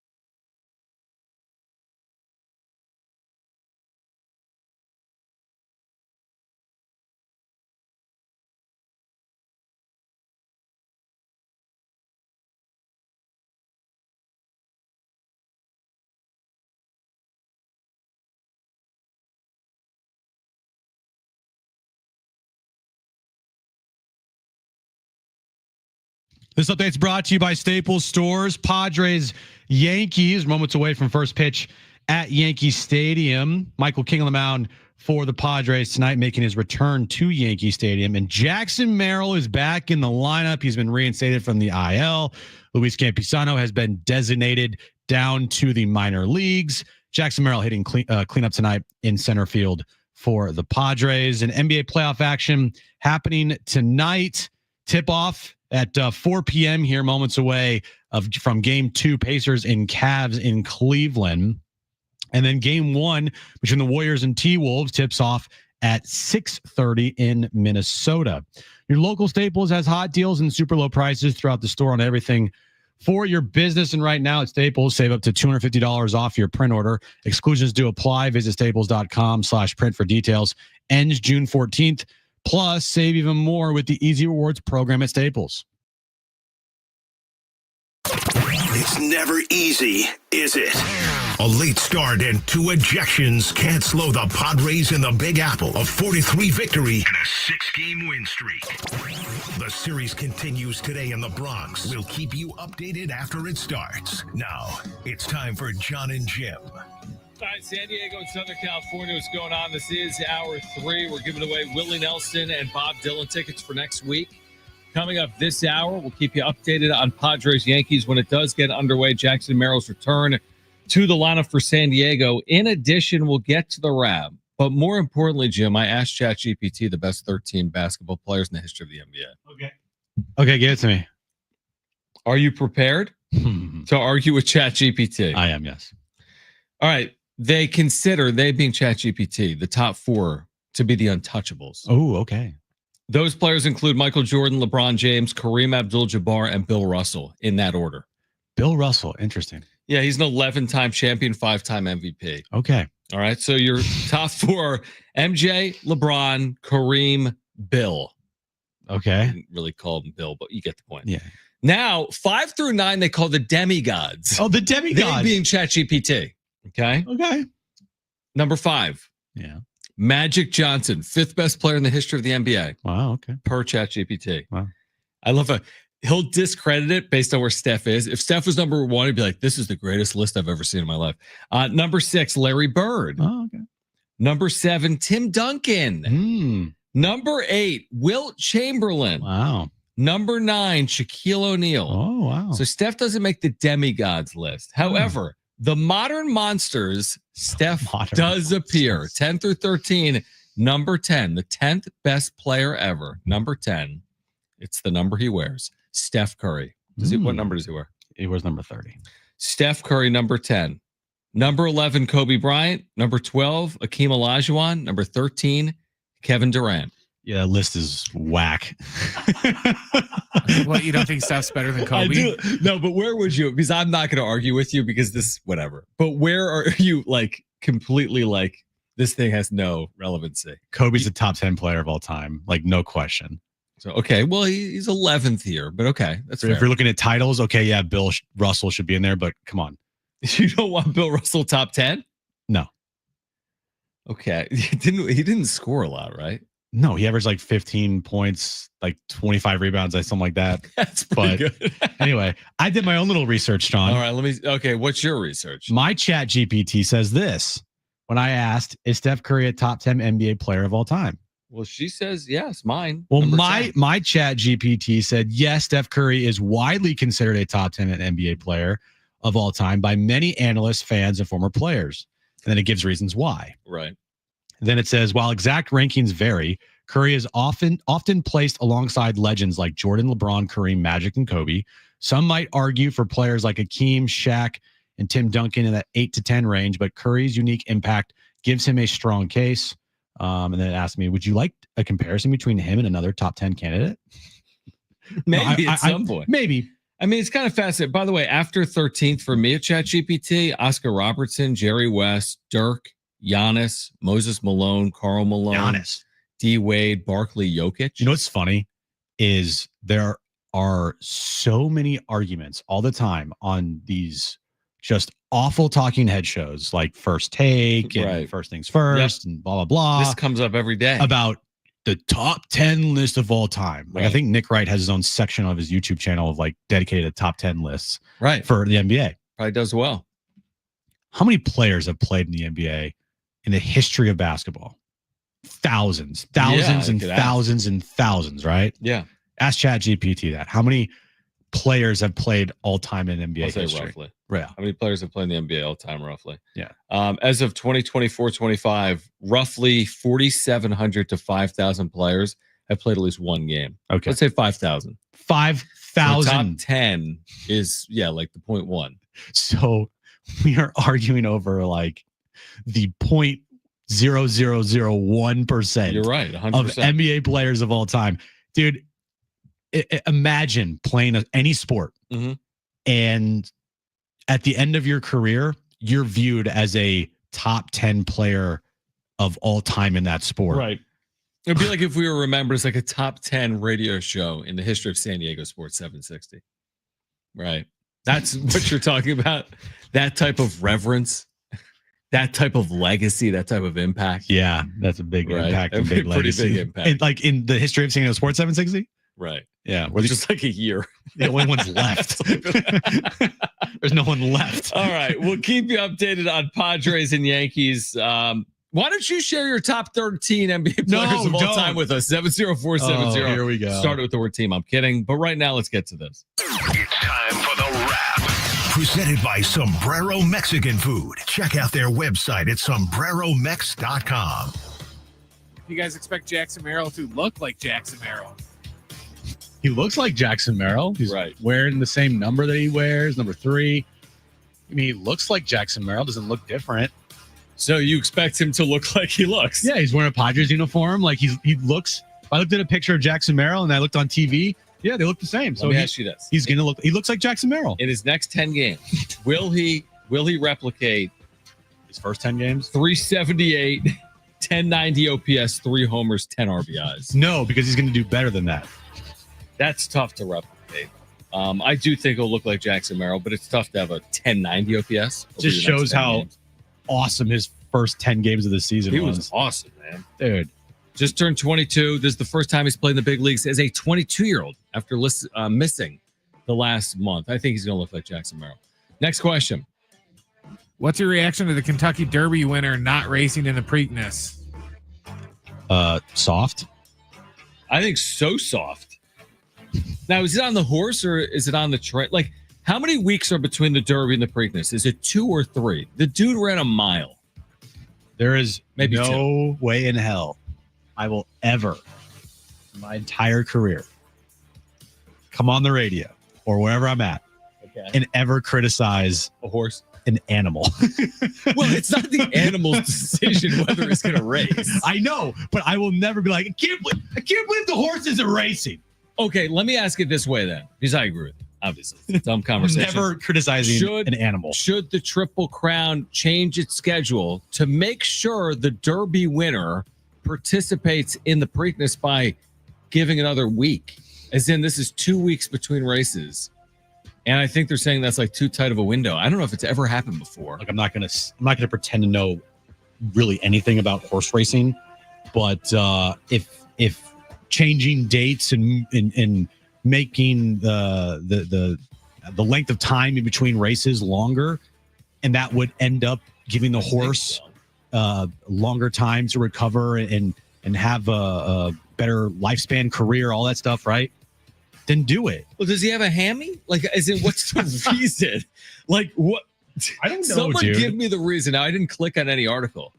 But what is the reason? Someone text us or put it in the chat. 70470, start with team. Why is he skipping the Preakness? Is too good for it? I don't know. I would be curious to hear from like people that own horses or raise horses, their thoughts on horse racing, because horse racing is demanding on the horse, dude.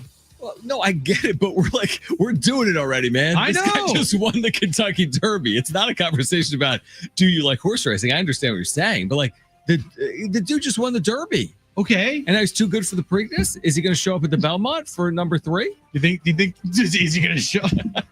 This is like Darnay tweeted or texted us about it. This is kind of like load management-esque.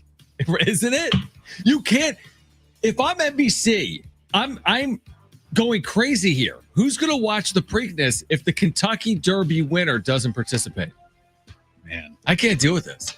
It's just unacceptable. Thank you. All the oats they pay that horse, and he's not going to race. Do you think the horse is sitting there scrolling his phone, looking through Twitter, looking On all like the his hoof or whatever? Yeah. He's Does it like, even man, work? they're criticizing me out there. All right, let me go back to eating my Dude's eating hay. grass and hay. He's fine. You're right.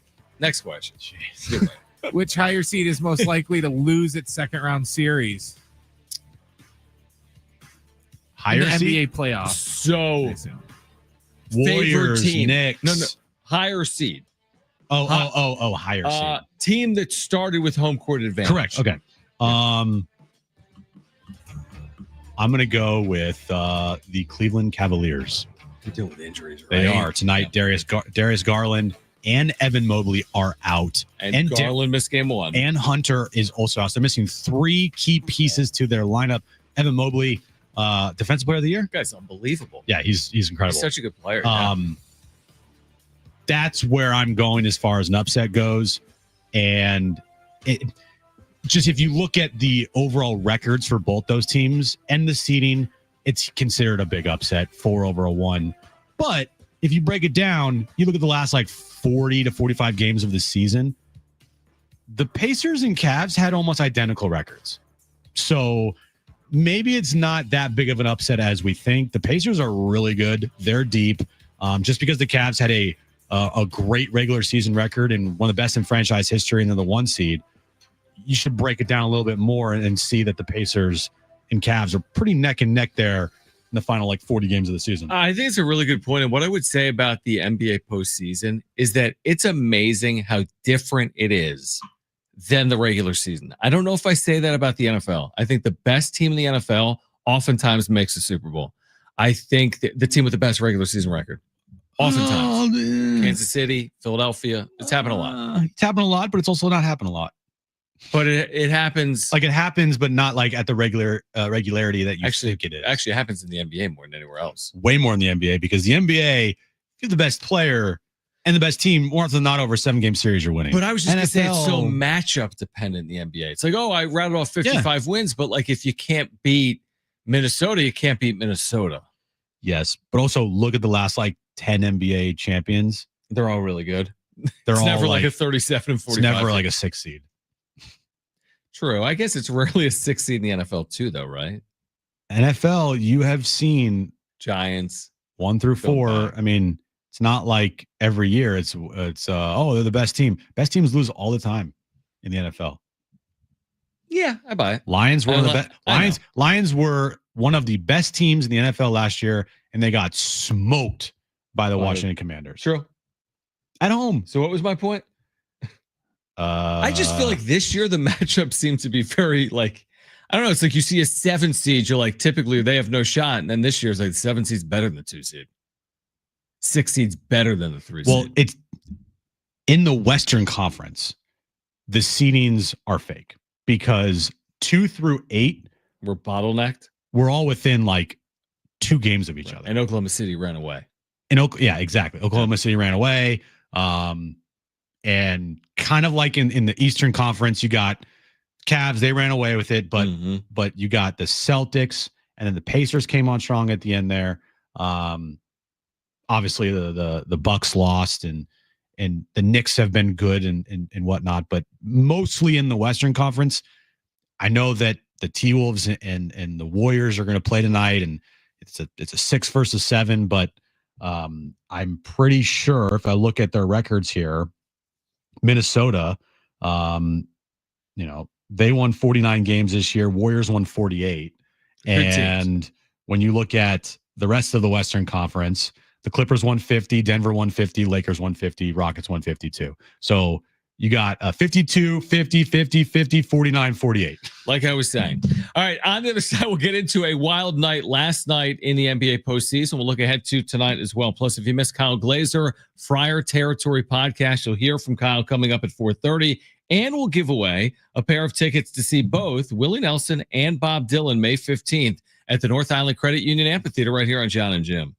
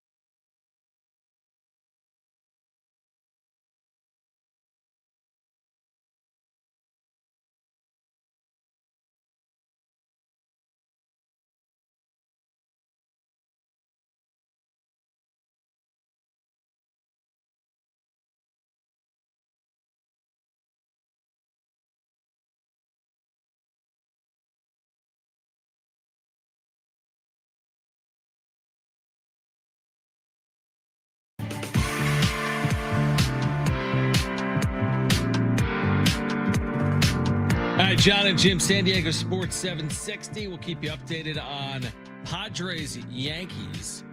If you missed Kyle Glazer, Friar Territory podcast, you'll hear that coming up at 4:30. Jackson Merrill is back, Jim. Oh, he's back, If you all right. realize that, and he has already doubled. He has ripped a double down the right field line for your Padres. So Jackson Merrill, if there was any question if Jackson Merrill was going to look like Jackson Merrill looks like Jackson Merrill so far. And right off the rip, his hammy gets tested. Good point, because he had to leg out a double. Yep. So his bat still is very good. He's back. You miss a month. He's ridiculous. Nothing changes. I mean, you just feel so confident with him at the plate. Right. Every time I'm like, he's going to do something. He really is special. He has been to this point. I know it's early in his career. I know he's just turned 22, but man, what we've seen from him has just been, it's been incredible to watch. From switching positions in that spring training 2 years ago to making the impact that he's made, it's just been incredible. It really has. He does everything that you ask of a baseball player, and especially a star baseball player. He is a star. He is an all-star. He is becoming kind of like, I know they have a Manny Machado and obviously Tatis, but you could argue Jackson Merrill is one of the faces of this franchise. Completely Absolutely. agree. I think he has a chance with time to become among the faces of the sport. The sport isn't littered with, players like in the NBA, these massive stars. It's a different type of game. Yeah, you have like an Aaron Judge. Of course, Shohei Ohtani resonates everywhere, but it's a different type of sport. And I think Merrill does resonate. I think with time will continue to resonate, hopefully nationally as well. Xander sucks again. Xander just grounded out. What are you going to do with Xander Bogaerts, Jim? I'm just kidding. At what point are we going to have the conversation? I'm kidding.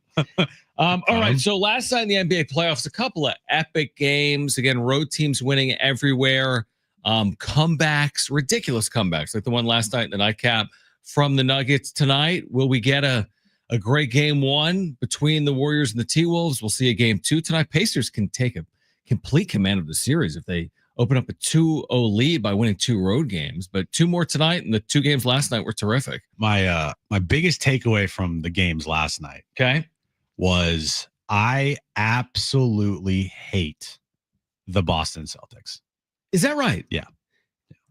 Where's it stem fully from? That's not the number one team that you hate as a Warriors fan. No. I don't mean like as far as my rankings go, who I hate the most. I'm just saying like in the moment of last night, I hate the Boston Celtics. You know why? I do. Hold on. Brent knows, but I'll let you know. Just try to figure it out and give me a guess.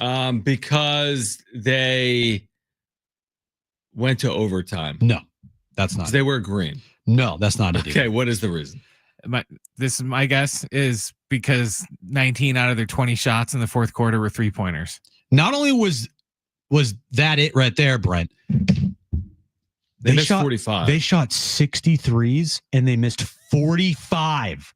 And they nearly won. Kenny on the post game on TNT, he goes, "That's 135 points." It was around there. What's 130? So wait, what's 135 points? They missed 135 points, 45 times 3. Yeah. Gotcha. And the fact that team and franchise has turned into just chuck it from deep for 73s a game.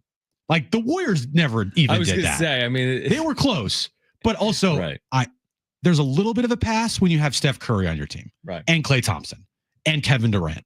And even then, those guys left. Though, well, in their prime, I know.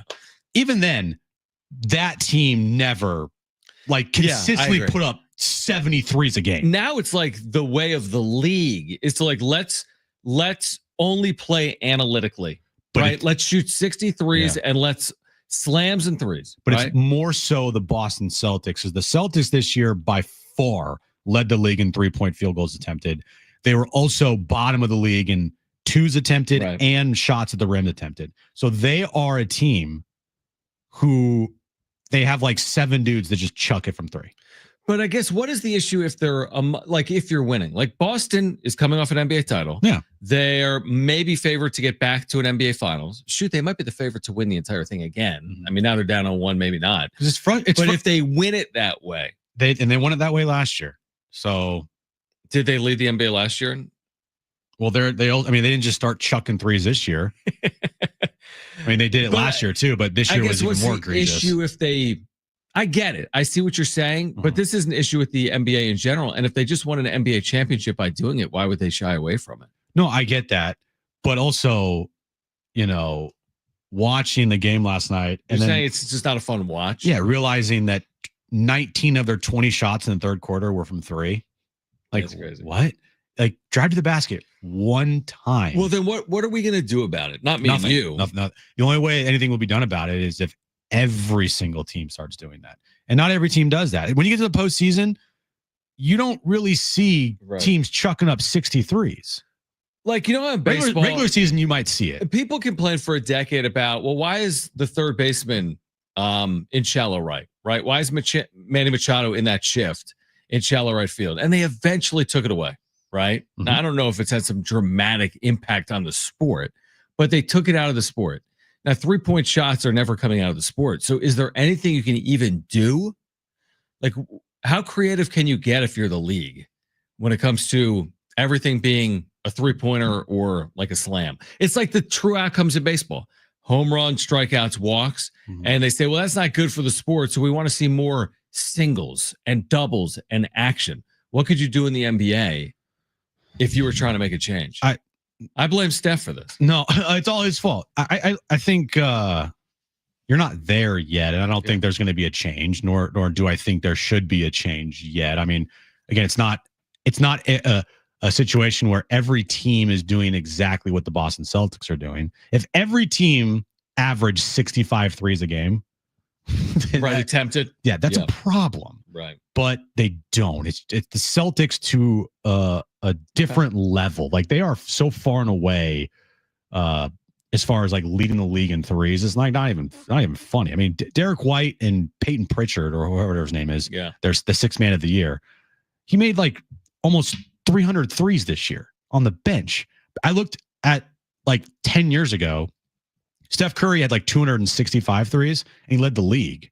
Peyton Pritchard's hitting 250 off the bench. Is Pritchard going to break the all-time 3-point mark in his career? Probably not. But still, like, you got Derek White, you got Jason Tatum, you got Jaylen Brown, even Al Horford.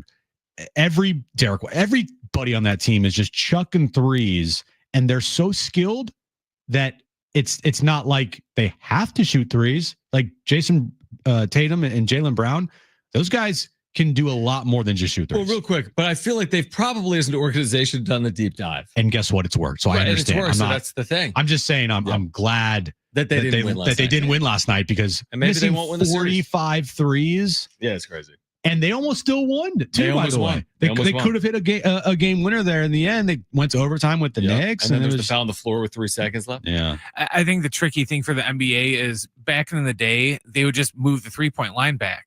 But now everyone shoots 30, 40-foot 3-pointers, to where, moving the line back, 2 or 3 feet isn't going to do anything, because everyone shoots so far back from the line anyways, to where, what are they going to do? All right. Fair points. We'll get back into it later in the show. On the other side, though, if you missed our conversation with Kyle Glazer, Friar Territory podcast, we'll share it with you coming up on the other side. Plus, this hour, your chance to win a pair of tickets to see both Willie Nelson and Bob Dylan. Stay with us, Jon and Jim.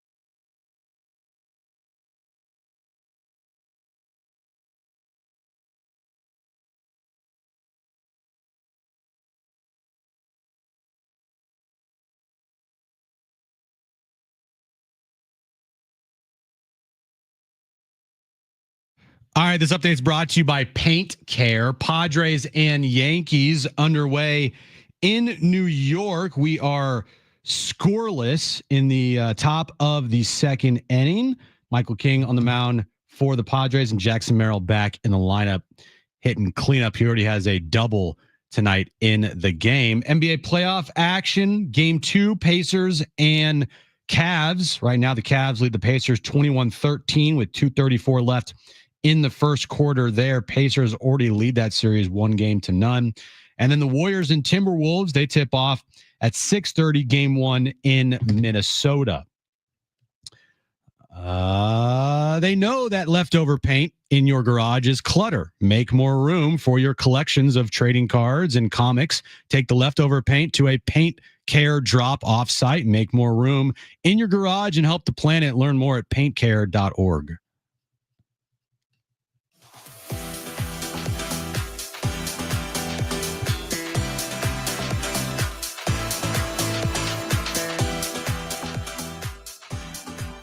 Jon and Jim, your chance coming up in about 15 minutes to win a pair of tickets to see both Willie Nelson and Bob Dylan. But if you missed it earlier, great resource for Padres fans, our friend Kyle Glazer, Friar Territory podcast. Really good conversation that we started with last night's remarkable come from behind win. Take a listen. Yeah, it was just an impressive comeback all the way around. Let's not forget, Carlos Rodon was completely in control. The Padres offense looked helpless. You had a rain delay to start, a rain delay in the middle of the game. So many things were against the Padres. And really, I think you have to give some credit to the bottom of the order for getting that rally started. Tyler Wade with the walk, Brandon Lockridge with that 0-2, single, broken bat single into center field. And look, Fernando Tatis Jr., that was a pitch that was called against him a few times that night. And give Mike Shildt credit for standing up for his players and going out there. And I have to say, the lineup card, the pen and the glasses was a really, really nice touch on his part. Oh yeah, it was such a great toss of the glasses and knowing he's going to get rung, just not breaking eye contact with Adrian Johnson, ripping up his scorecard, throwing his glasses. It was fantastic. But if not for what Xander Bogaerts and Manny Machado did last night, the ejection wouldn't have meant as much. And speaking of Xander, very impactful the last week here, Kyle, after really struggling the first month. From what you're seeing, do you feel like he's figured something out with his swing? Do you feel like he's turned it around here? And what have you made of his last week here? Certainly been really encouraging. And the main thing I'm noticing is when he was really starting to struggle and spiral a little bit last month, you saw him when he was in the batter's box jumping at the baseball, which is what guys do when they're pressing, when they're lacking confidence, when they're searching for something. And it just kind of makes everything worse. What we're seeing from him more so the last week, again, hasn't been perfect, but it's been a lot better. You're just seeing a more confident hitter. He's staying in that back hip, letting the ball travel, trusting his hands, and just, reading and reacting to the baseball. And we're starting to see him hit a lot more hard line drives. Even some of his outs have been hard hit. He had a hard hit liner in Pittsburgh, a hard hit liner at the first baseman against the Giants. So I think just seeing him stay back on the baseball, trusting his hands, that's a sign of a more confident hitter, a more balanced hitter, and we're starting to see the results follow. Obviously, it's only been a week. You want to see him keep it up, but it was the kind of turnaround that he needed, and it's been really good to see. 8 RBIs in his last 6 games. They've all come in Padres wins. Again, the Padres have won 6 straight. Kyle Glazer, Friar Territory, is with us. A big reason why, Kyle, is this bullpen, right? Like, what can you say about it? It's not just that quote unquote A team with the Robert Suarez's and the Jason Adams. It's basically the entirety of the bullpen. You could make the argument the reason the Padres are where they are and maybe the Yankees are where they are is the Padres bullpen has been elite. The Yankees hasn't. But what can you say about the overall body of work of this bullpen so far? It has been historic. Look, this is one of the most effective bullpens we have seen in recent memory. Again, it's only May. It's a long season. There's a lot of time left. But, I mean, it's like you mentioned, it's not just the main guys, all of whom have ERAs under 2.5. But, the guys who aren't part of the A bullpen, Yuki Matsui's under 2.5. Wandy Peralta's at, 1.5 ERA. I mean, Alec Jacob, who is, considered not one of the key guys, he's at, 2.16. I mean, it's to a man, every single one of them has been on point for the most part for the entirety of the year. And it's so rare. You have a lot of teams where they're good 6, 7, 8, maybe 7, 8, 9, but they have kind of, like you said, their A bullpen and their B bullpen. The Padres' B bullpen guys would be A bullpen guys for most other teams in baseball. Yeah. It's just something that's special to watch, and I think you just have to appreciate the greatness while you're watching it. Yeah, and speaking of greatness, Fernando Tatis Jr., he's been great this season. He's kind of cooled off at the plate recently. Obviously, last night got the ejection, but, it is what it is. And he got hit on the arm on Friday. But what he did on Saturday in Pittsburgh, Kyle, I mean, he's finding ways to help out his team other than just at the plate. This is kind of like almost like a final form we're seeing of Tatis here this year, with the big caveat, if he stays healthy for the entire season. Exactly. That's always the big thing with him. We have to keep in mind he has never played a full season except for the shortened 2020 season, largely due to injuries, also partially due to his PED suspension. So there's no question we are seeing the best, most complete version of Fernando Tatis Jr. You have to remember, he's in his age 26 season. He's just now entering his prime. I think a lot of people forget that because he's been around for so long. But you talk about he's doing everything. He's hitting for average. He's hitting for power. He's stealing bases. He's making great catches in right field. He's gunning guys down at the plate. And he's doing so with a consistency we haven't always seen. I mean, look, his career high average, outside of his rookie year, he's been a 260s, 270s hitter most of his career. He's up to 317 right now, his highest average since his rookie year. So obviously it's still early. He needs to stay healthy, but we are seeing a supremely talented player just now reaching his prime, and it's really special to watch. It's been a lot of fun to watch. Kyle Glazer is with us right now from Friar Territory. Jon and Jim, San Diego Sports 760. If they play tonight, again, there's been rain showers in the Northeast, obviously, as we know. It would be Michael King tonight against his former team. How do you expect this one to go? And Michael King's obviously been terrific for the Padres, and this is a huge opportunity for him. First time back in the Bronx since the trade. Yeah, I talked with Mike Cameron about this a little bit earlier on this morning's episode of Friar Territory. And look, players always have a little bit of an extra edge when they're facing the team that traded them away, especially in the case of Michael King, the team he broke into the big leagues with, the team that really was his home for pretty much his entire big league career. Then they traded him. They weren't sure if he was going to be a reliever or starter. And he has certainly proven with the Padres that he can be not just a starter, but a frontline starter. So there's definitely an element here of him going back to New York and showing them, hey, you were wrong about me, and I'm going to prove it to you. Obviously, you don't want him to get too amped up and overthrow, but everything he's done throughout his tenure in San Diego, you trust him to go out and pitch like a number one against good teams. We've seen him do it against the Braves, the Dodgers. He won't be intimidated at all pitching in Yankee Stadium, facing his old teammates. I expect him to be ready to go and in prime form. Luis Ariz, the big conversation with him a lot of times is like, well, his WAR's not that high and he doesn't hit for much power, and like kind of the conversation of like, what's he really worth? Well, I think we're seeing that, early on this year, the team with him in the lineup, what is it, 23-6 or something? 22-6. 22-6. Yeah. He's been incredible when he's been in the lineup, even though he had that 0-for-13 start. His impact, Kyle, I feel like is an impact that, isn't always shown in the box score, even though he's a guy that can go out and get multiple hits for you every single game. Well, I'd argue it is shown in the box score, but it's not shown in advanced metrics. That's what, yeah. Fail to understand about WAR and some, WRC pluses. Look, these are extremely convoluted formulas with subjectively weighted inputs that can be manipulated at any time. They significantly underweight contact.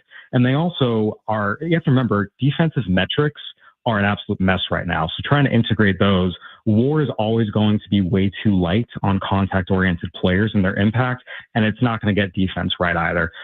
Ask the players on the field, ask the coaches on the field, ask the opponents on the field. Luis Ariz is one of the 20 to 25 most impactful position players in the game right now. He is an elite contact hitter, unlike anyone in the game, who fundamentally changes the way teams have to go through a lineup.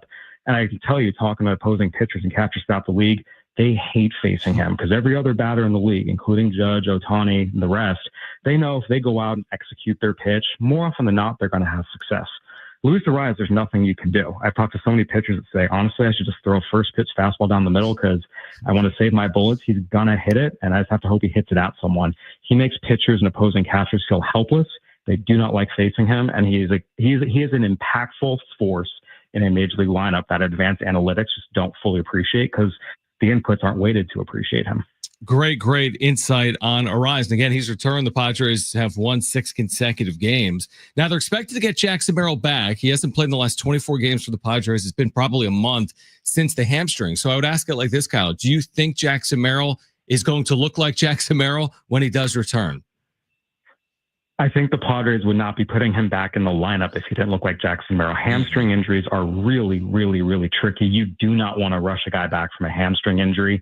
If his hamstring was not strengthened 100% fully ready to go, the Padres would not have brought him back. So look, there's always going to be an adjustment. You know, getting your timing back, coming back up and facing major league pitching is very different than just a quick rehab stint against AA kind of arms. But in terms of the way he's moving, I will be shocked if he doesn't look like his old form, because if he doesn't, that means the Padres brought him back too fast, which just wouldn't have been the right thing to do this early in the season.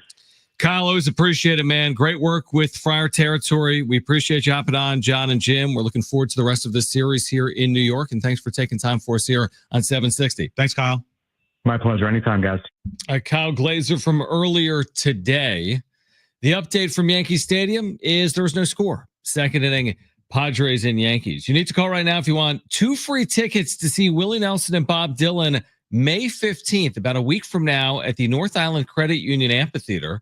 First 2 callers will be our contestants for trivia.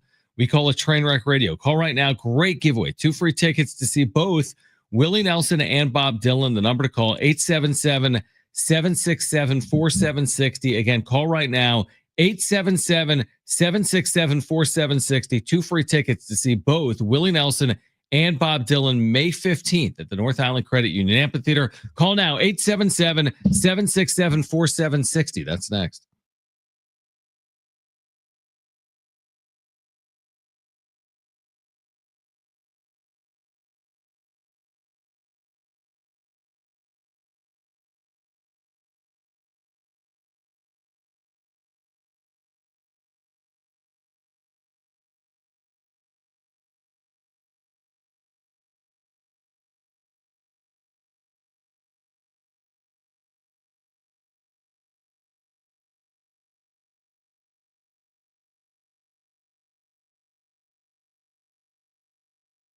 Hey guys, it is Jon and Jim for the all-new Jamul Casino Resort, the Players Place. We want to remind you that you can vote for them right now in the UT's Best of Awards. Make sure to make your voices heard. It's the annual San Diego's Best UT Readers Poll. They'd love your vote for the best local casino, best sports bar, best nightclub, and more. Jon, did you know that Sunday is Mother's Day? Of course I did. Mother's Day brunch at Prime Cut this Sunday from 10:30 a.m.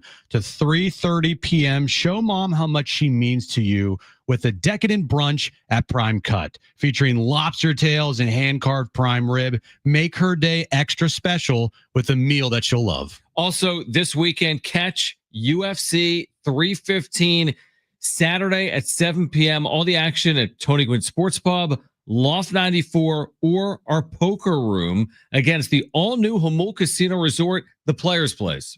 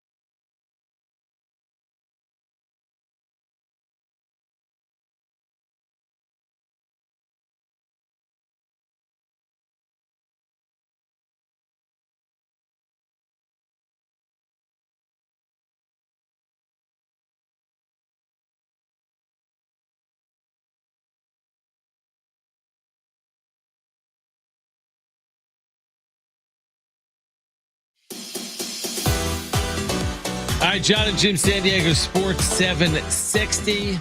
Again, here until 6 p.m. No score in the Bronx. Padres and Yankees in the third inning. We've also been discussing this NBA postseason where the Cavs are basically facing a must-win tonight, down 0-1 at home. And with these injuries, they are all over Indiana right now. The Sam Merrill game, right? Remember him? Utah State. Oh, yeah, that's a name. Mountain West title game. 3 threes in the first half for the Cavs. I can't believe Sam Merrill's been in the NBA all this time. He has.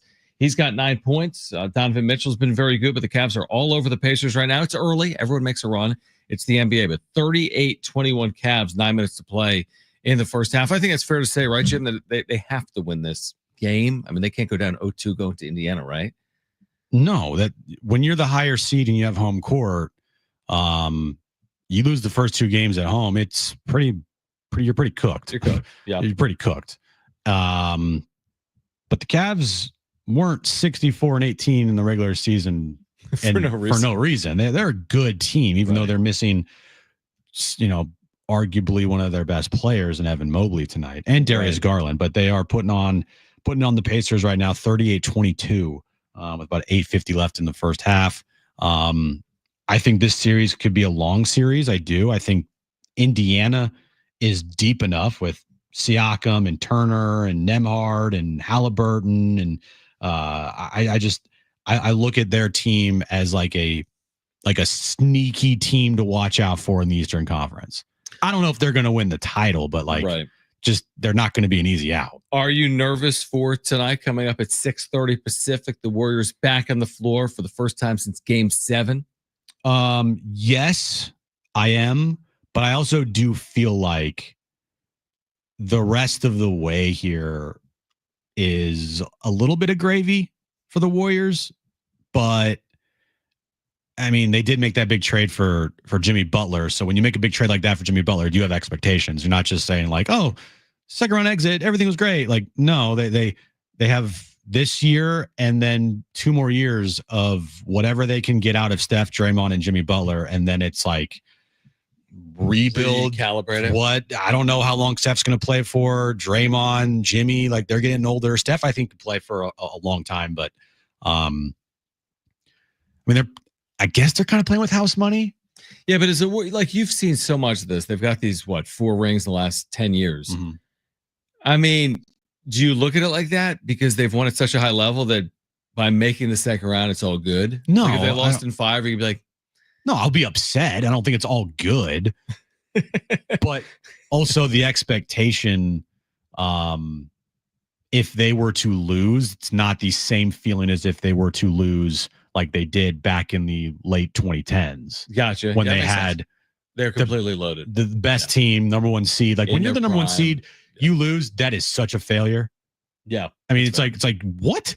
But for this Warriors team, it's a little house money, but it's not like if they lose, whatever, it's fine. I mean, still, it's not like Steph's going to view it as a successful season. His mind, it's like, I'm going to compete for a championship for as long as I possibly can. That's what he should be saying. He's a top 10 chat GPT guy. I know. Top 10 chat GPT. That will be on First Take soon. He's a top 10 chat GPT guy. Top 11 in the history of the NBA. He's 10th. Kobe's 11th. Yeah.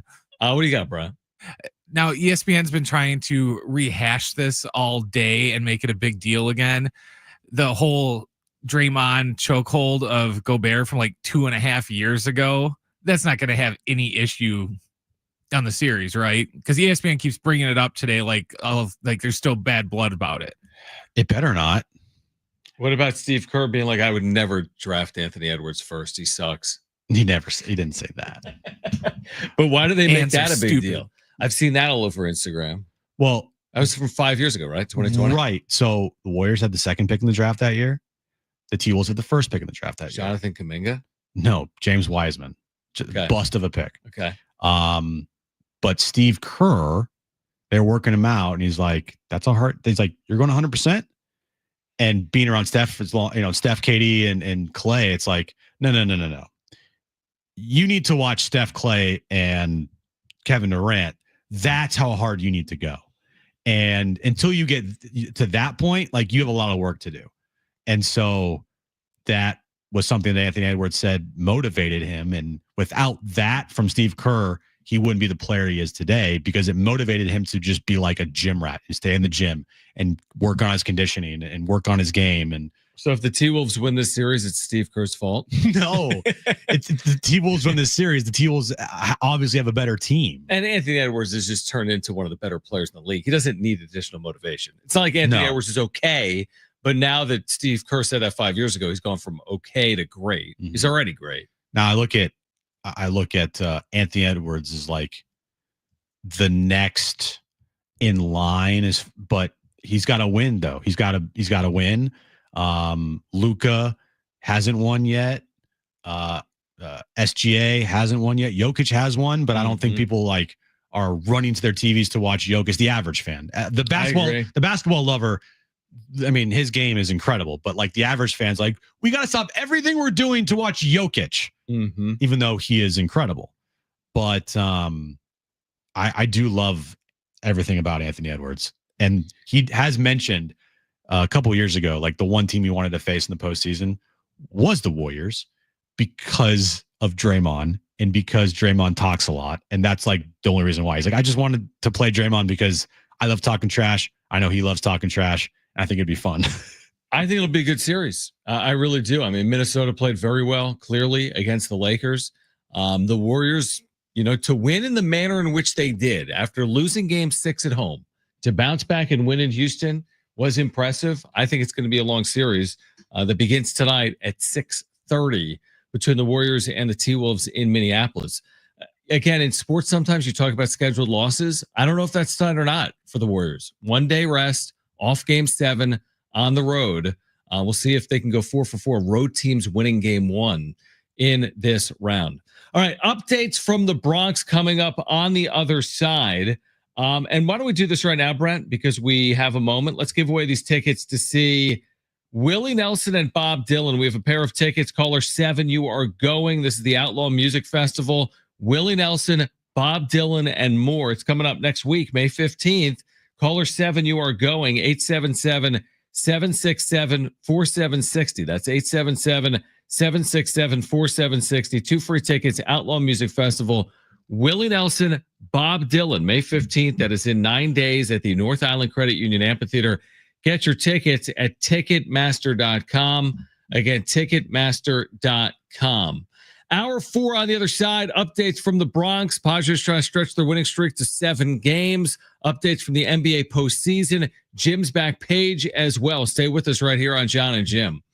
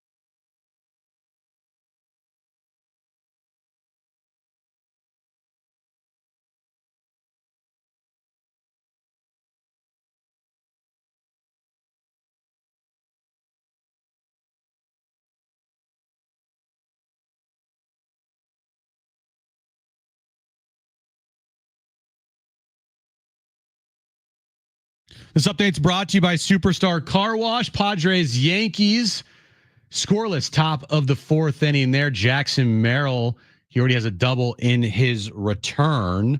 Moving over to the NBA postseason, game 2 of the semifinals in the Eastern Conference between the Cavs and the Pacers. Right now, Cavs lead the Pacers 50-39 with 4 minutes left to go in the first half. And then Warriors and Timberwolves, game 1 of their series tips off at 6:30 in Minnesota. If you know, you go at Superstar Car Wash. They're proud to have over 550,000 members. Be in the know and try what everyone loves today. Text Super CA to 27800 to get 50% off their best wash. Terms and conditions apply. Getting you all set for that drive home. Let's just start the show. Here's Jon and Jim. All right, San Diego and Southern California, what's going on? This is the final hour of Jon and Jim. We do have Jim's back page coming up. And you know what? For good measure, guys, we might hear from Scott Miller again. We might do it.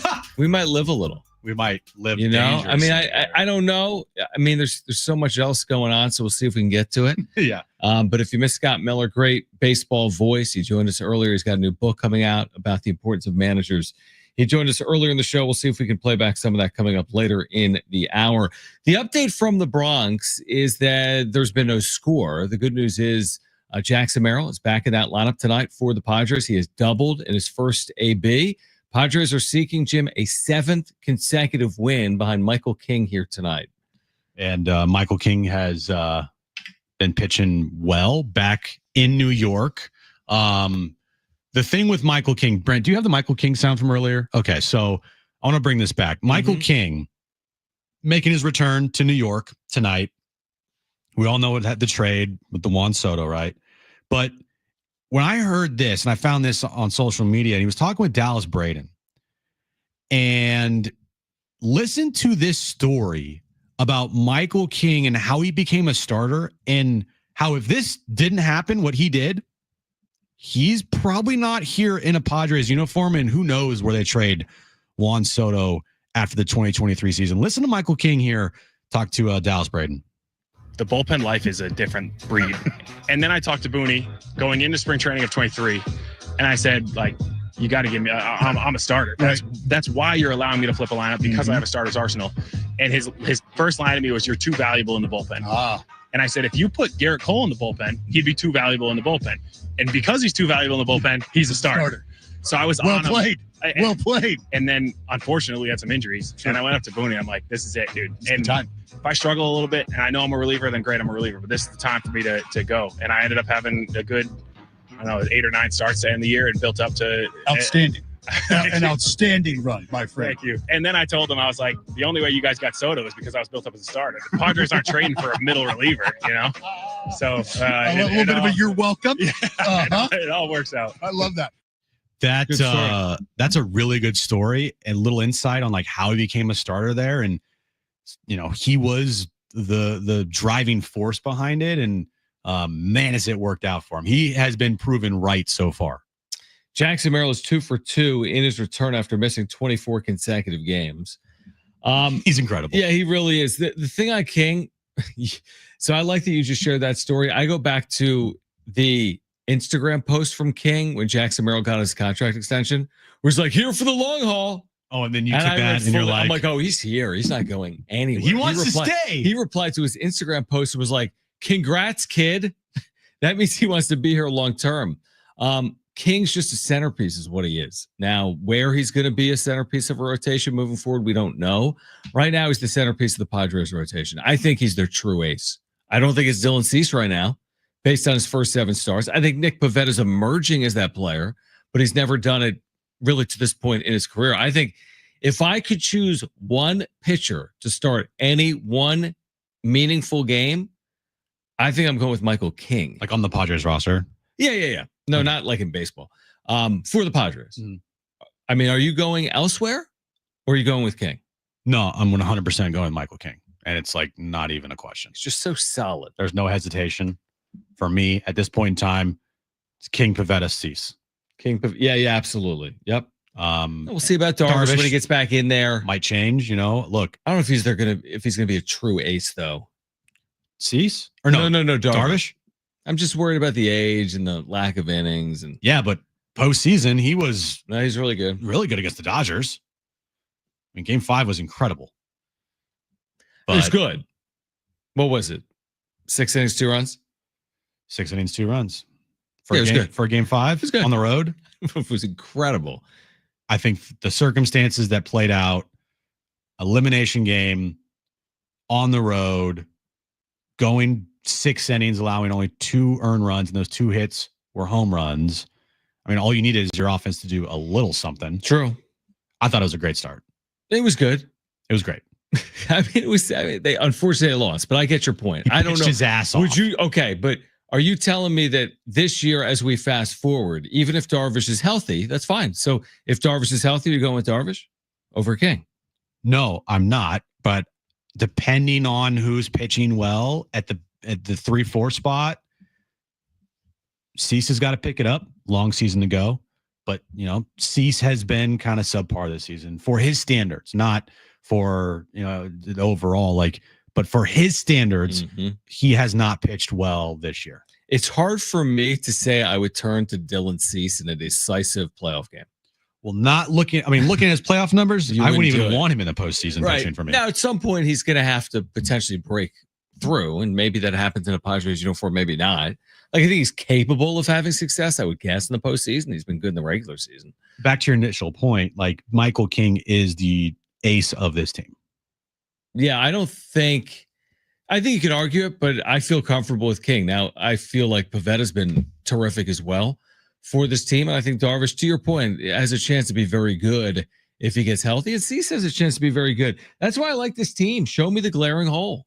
I like the rotation. I love their bullpen. I really like their lineup. So I don't see glaring holes. You want to say they can upgrade a catcher? That's fine. You want to say they can upgrade in left field? That's fine. I just don't see, especially for a May team, like a team that can still upgrade in July. I don't see glaring holes. Doesn't mean they're going to win the World Series, but I think they're built to win over the long haul here in 2025 and get back to the postseason and then see what happens then. You don't think the bottom of their lineup is a hole? I don't think it's a glaring hole, no. I do not. Not when they're fully healthy. Like you said, when you have Bogaerts and Cronenworth back in there, that's 6 of your 9. I don't think it's a glaring hole. Like having a Jose Iglesias in there or a Tyler Wade to go along with your catcher. I guess it could be argued. I don't see it as a glaring hole. Left field. That's a hole. That's a glaring hole. They could upgrade in left field, yes. Yeah. But it hasn't held them back. No, but it's still pretty apparent that the left fielders they've put out there this year aren't as good as Jerks and the production they've gotten in left field compared to last year. Yeah. Now I get it. And I think we've said this. If you don't have anybody that replaced Profar and you're just throwing stuff against the wall and seeing if it sticks, that's fine as long as you get great seasons from Toddy and Merrill. Then that makes up for the loss of Profar's production because it evens out. Mm-hmm. So far, that's what's happened. Yeah, if Jackson stays healthy here and Toddy stays healthy, that's what you're going to get. And the reason I don't see the catching situation as even a hole is they are catching the best staff in baseball. Mm-hmm. So they have to get some of that credit. I'm not saying they get all of that credit. They're not the reason why Michael King is Michael King. He was good before these two catchers, but they should get some of that credit. And by the way, they've done better than expected. Like Maldonado, we didn't think would hit 200. We'll see if he does. Elias Diaz, we didn't think he'd hit 10 plus home runs. He's hit 3 in the first 30 games of the year. So because of all that, I don't see catcher as a big issue. Maybe they can upgrade there. You're right on left field, but there's time. That's the thing. If their one true hole is left field, I think it could probably be addressed between now and the trade deadline. And if it's not addressed, then they're going to address other places and make those other places stronger, like the bullpen or the rotation or a DH, right? Yeah, 100%. I agree with that. Like they can't get a left fielder that is an upgrade, which offensively there's probably a couple handfuls of left fielders out there that would be better offensively and defensively. I don't think that Jason Hayward is like he's not some brilliant defender. You can't live without Jason Hayward. There was a time when he was an outstanding defensive player. Yeah, a decade ago. Yeah, there was a time. But yeah, again, I think they can upgrade. That's a long way from now, the end of July. Although they've done it before that before. I mean, Arise was like now. Arise was an addition in early May. It might have been before right now. Dylan Cease obviously was like opening day last year. So it's always possible. But I think when you're 23-11, because last year they were a 500 team. But I think when you're 23-11, you don't need to make any changes. Padres have taken an early lead at Yankee Stadium on a balk of all things. In the fourth inning, they lead 1-0. Clark Schmidt balks, and now he's balking at the umpire. I see like you that there. And the Yankees are trailing the Padres in the fourth inning, 1-0. The Padres are looking to add on. Yes, they are. So it's been, listen, this stretch, the 6th straight win since Arise comes back, and now you add Jackson Merrill, and they're 4-0 on the road trip. It's kind of like the start of their season, Jim, when they started what, 7-0? Started 7-0, sweep the first series, I guess, homestand of the year. Yep. Started 14-3. Like, I'm curious because we still are, early in the season to, make these, sweeping statements of like, oh, this is who this team is as far as like their trends go. Like they're going to be this team all year long. I think the foundation of this team is definitely set. Grit squad. So I'm happy with that. But are they going to be a team where they just go on these crazy hot streaks and then they kind of cool off for like 10 to 12 games where they just don't play well and then they just get hot again? Like, is that what we're going to see this year or what? My answer for that would be, I hope. You hope. I hope everything we've seen is who they are. That would be my true wish. That what we've seen so far can be replicated, because I would guess they're not playing at this winning percentage all year. So my hope would be they can replicate what they've done. Well, if they did, we're talking about like best record in franchise history. And it wouldn't be close. And that's why to your question about it being early, like, can they do this or do we truly know who they are? I mean, if they can do this, then they're one of the best teams like in National League history. So I don't know if they can actually do that. But I do think we've seen enough to say that if they're not playoff caliber, that's going to be shocking. I just love the culture that's been created, that it's a culture that has carried over from last year. Because in years past, this Padres team, it was like year to year, right? You don't know what you're going to get this year. Don't know what you're going to get this year. Right. And it feels like they have finally figured it out as an organization. Finally. I agree. Where the manager, the general manager, you're right. Everybody's on that same page. I thought that was the case after 2022. It wasn't. Bob and AJ hated each other. It wasn't going to work. And the team imploded on itself in 2023. Yeah. And I didn't know what 2024 was going to bring, and give Shildt a lot of credit that they created a culture. Everybody's pulling on the same rope. Everyone's on the same page. And that culture now seems like it's a through line from season to season to season. We'll still have to see how things go. But in year 2 of the Shildt era, the culture, the grit squad, is exactly the same as the second half of last year into this year. And it's amazing. It's a great point. It's almost like it's stronger. It's almost like it's a tighter knit group. It's almost like they now fully know what Mike Shildt is trying to do, and he's getting the most out of this group right now. They're looking for a second 7-game winning streak should they win at Yankee Stadium here tonight. We'll keep you updated on the other side. Back to the NBA postseason. Jim's back page here until 6. Jon and Jim.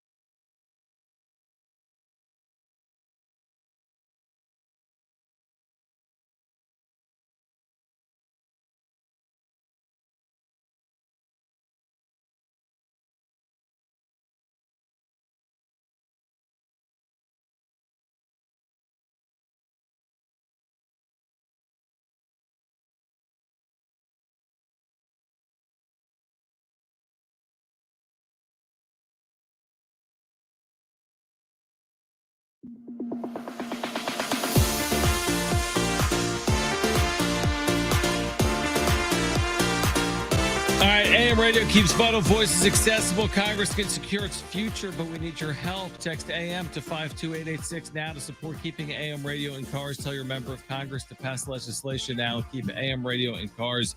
Standard message and data rates apply. Padres lead the Yankees, Jim, 2-0 in the fourth inning. NBA playoffs tonight. Cavs are still leading the Pacers at last check. Warriors coming up later tonight. What's that Cavs score? 51-60 at the half. Or sorry, 61-50, my bad. Why did I say 51? I don't know. But I was about to rip you for saying the lower score first. You don't do that though. No, I don't. I am paying attention to three different things right now. I honestly can't do it. What's the third thing? I don't know what the third thing is. No, I got you. You, Padres, and whatever. Oh, my computers. There's your computer. Did you see that? Man, I can't deal with the 2-monitor setup. Why? Did you lose something? What happened? Yeah, my cursor. Oh, you know what I mean? That's what happened to me the other day, and you were like, "Get over I know. it." You're right. I go over to the right here, and then it's on the thing down here, and then it's hard to get it back sometimes. I'm like, "Where did it go?" And then I'll like drag my browser, and then the browser's gone. An update from the Bronx: Aaron Judge is homered. Stop me if you've heard that before. He's a good baseball player, John. Still, the Padres are leading 2-1. Michael King talked about that leading up to the start. I think it was in the New York Post, maybe at MLB.com. He said, I was teammates with him for 4 years, but I never squared off even in a sim game. It's like I had no answers. I would have no answers, and that kind of played out here. He knew it right away, too. And Judge, this is a classic short porch home run. It's 314 to right at Yankee Stadium. That is not out of Petco Park. That's not out of probably 28 of the 30 ballparks. It's out of Fenway probably. But that is a classic. Now, that's not who he is, by the way. Judge is not like what would be the benefit of I'm sure he Stadium. has. Yeah, he has for sure. Hit some mammoth home runs. Like that is a perfect example of Aaron Judge doesn't homer if he's a Padre in that circumstance. If he's playing at Petco Park, that's either out at the warning track at Petco or like maybe off the wall. Yeah, maybe. Or probably caught by Tatis. Yeah, exactly. Like that's 314. So I think here's the thing: if you're King, you can live with that. Solo home runs to Aaron Judge with a 2-run lead. Okay, it'll happen. And you're challenging him. That's what you want to do. You don't want to have Judge up with multiple men on base. That is the time you give up a home run there to Aaron Judge is when start of an inning, nobody on.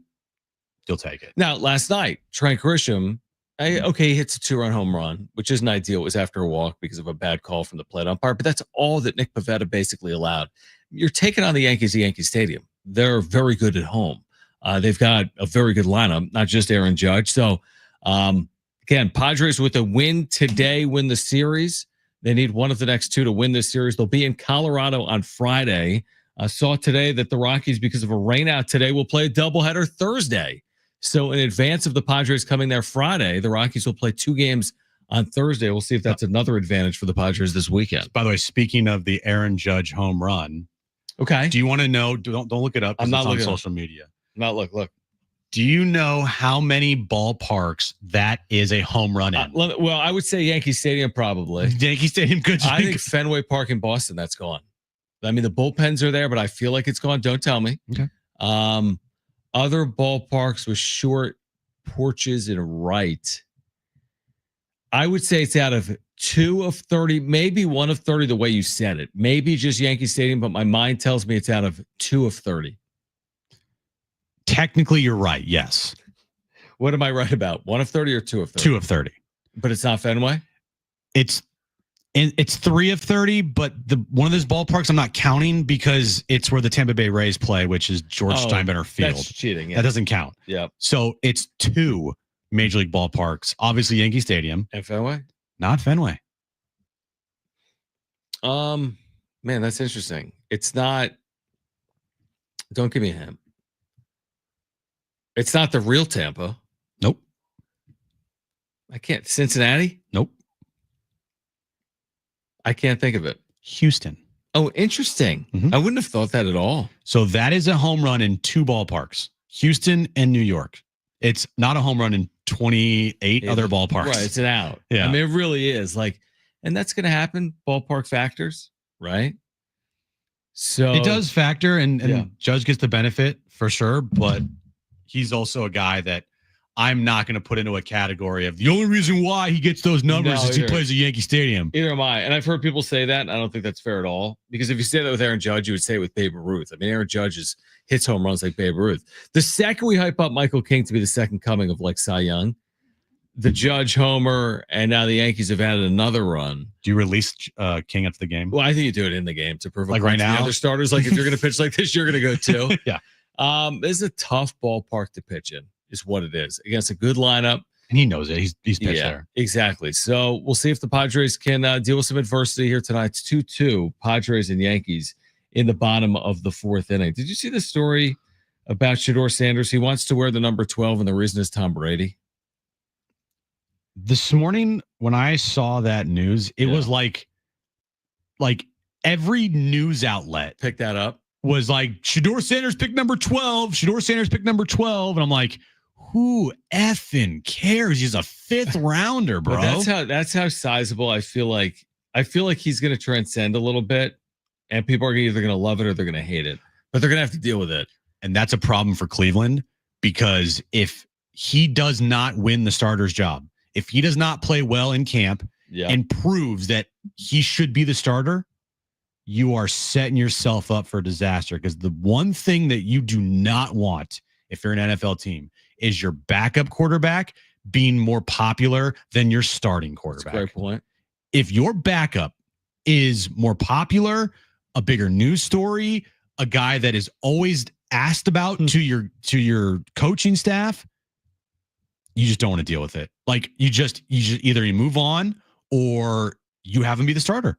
You can't have that. The only quarterbacks in the league that you could have like Shedeur on their roster as a backup, I would say Mahomes, I would say Lamar, I would say Herbert, I would say, I mean, there's a bunch of quarterbacks here that you could have him be the backup, and it wouldn't be a bigger story. You make it's a great Joe point, Burrow, yeah. Josh Allen, right? I mean, I'm leaving off a bunch, but like, you get my point. Yeah, the point being that you never want a quarterback that isn't your leader to be a distraction. Like, it's one thing if he's a distraction, but he's really good and you put up with it. It's another thing just to be a distraction as the backup. What point do you serve? Now, is it Shedeur's fault that he's going to be a distraction? I mean, a little bit, yes. Some of it, yes. But some of it now is just going to be media attention he'll never be able to escape. You know, just you're Deion's kid. You're Shedeur Sanders. Yes, he brought some of it on him. You're right. I think that is fair. But some of this sideshow is just going to it's going to exist. No matter what he does, it's just going to exist now. That's Cleveland, man. Yeah. That's Cleveland's fault. Dylan Gabriel, he's sitting there like, well, no one's ever going to talk about me. And I was drafted a higher than Shedeur Sanders. Right. Exactly. And it's so going into camp with their quarterback room being as awful as it is. Hey, good luck, Cleveland, because you're going to need it. Because guess what? If Shedeur is not the starter, if he doesn't win that job, you got some problems. Oh, you got some problems. Either way. What do you got, Brent? I think part of it's going to be on Shedeur just for if he goes in there and just plays ball and he doesn't run his mouth and like cause ripples in the pool or whatever you want to call it, I think he'll be all right. But if he goes in there first day of camp and is just telling everyone how he's going to be the starter and just is, a little, a couple notches above arrogant to where it's going to rub people the wrong way, then yeah, I think it's going to be a distraction. I think if he just kind of learns his, humble pie lesson from the draft, so to speak, and just goes out there and just plays football and just doesn't do anything else extra, I think it won't be as big of a distraction. We will find out soon enough. That is for sure. If you missed our conversation with Scott Miller, New York Times contributor, great baseball writer, you're going to hear from Scott Miller on the other side. Plus Jim's back page. Stay with us, Jon and Jim.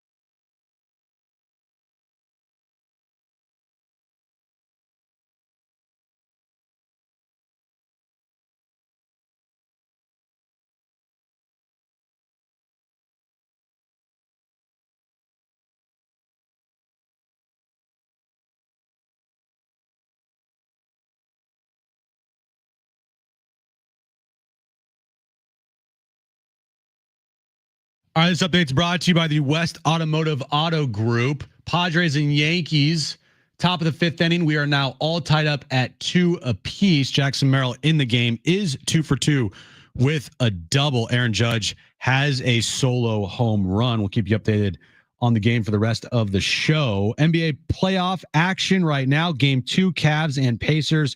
Cavs lead the Pacers 65-54, 10:22 left in the third quarter. And then Warriors Timberwolves, they tip off game 1 at 6:30 p.m. in Minnesota. If you're experiencing transmission issues, contact West Automotive Group to get your car back in top shape. Repairs, maintenance, oil changes, and more done by ASE certified technicians. Find the location closest to you and book today at westautomotivegroup.com.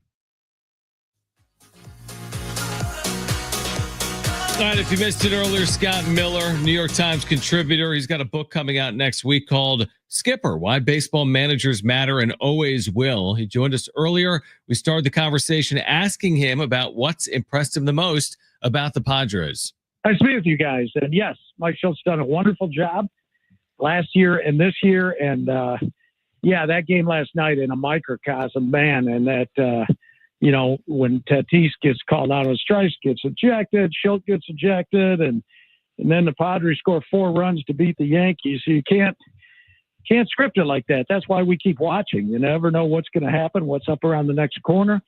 And as far as that goes, the Padres, these guys love playing for Shildt. He has, you see continually quotes like he has our back. We know he's behind us. He supports us, all that stuff.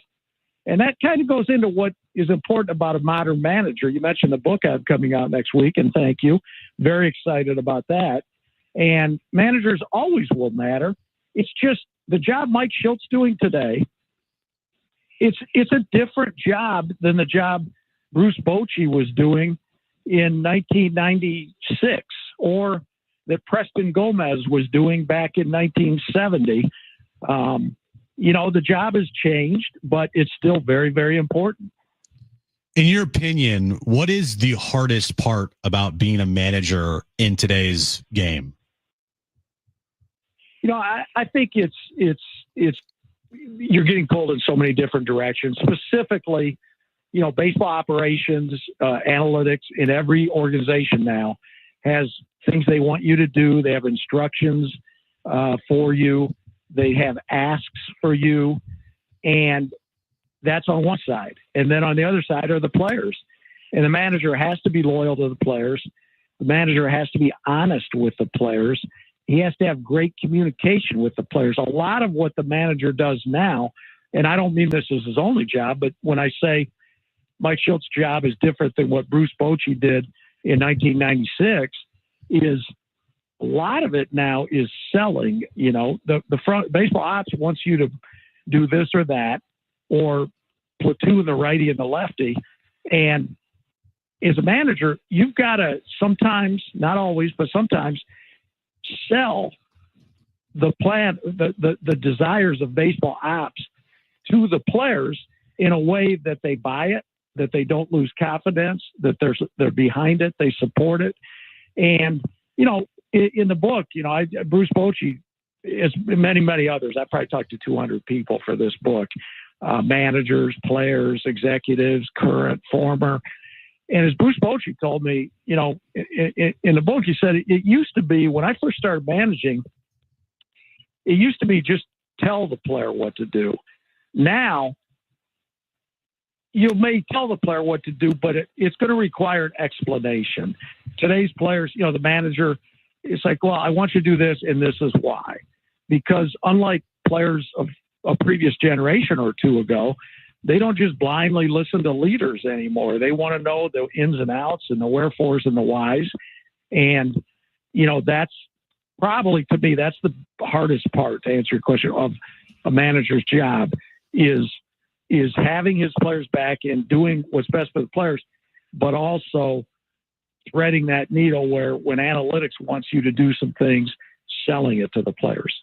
Great insight. Scott Miller, New York Times contributor. Again, next week, a brand new book, Skipper, Why Baseball Managers Matter and Always Will. You look at the job that we talked about just a few minutes ago of Mike Shildt. I think they're 66-30, the Padres, in their last 96 regular season games going back to the midway point last year when they were 50-50. But this year's team, heading into this game 2 tonight against the Yankees, 23-11 overall, overcoming injuries. Didn't have Luis Ariz, haven't had Jackson Merrill for the better part of the season. What's impressed you the most about this Padres start? Yeah, what you just said, because that is so not easy. I mean, you think back to when Jay Cronenworth took the fastball to the ribs in Wrigley Field several weeks ago and landed on the injured list. And then Jackson Merrill goes down, and then Ariz does. With each of those, you're like, oh my gosh, that's a significant injury. That's a big blow.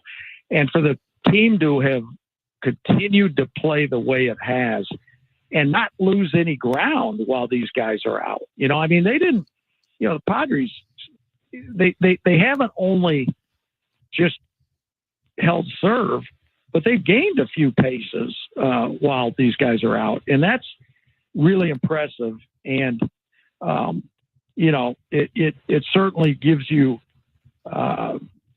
thought that down the road this season, this is going to be a really, really formidable team.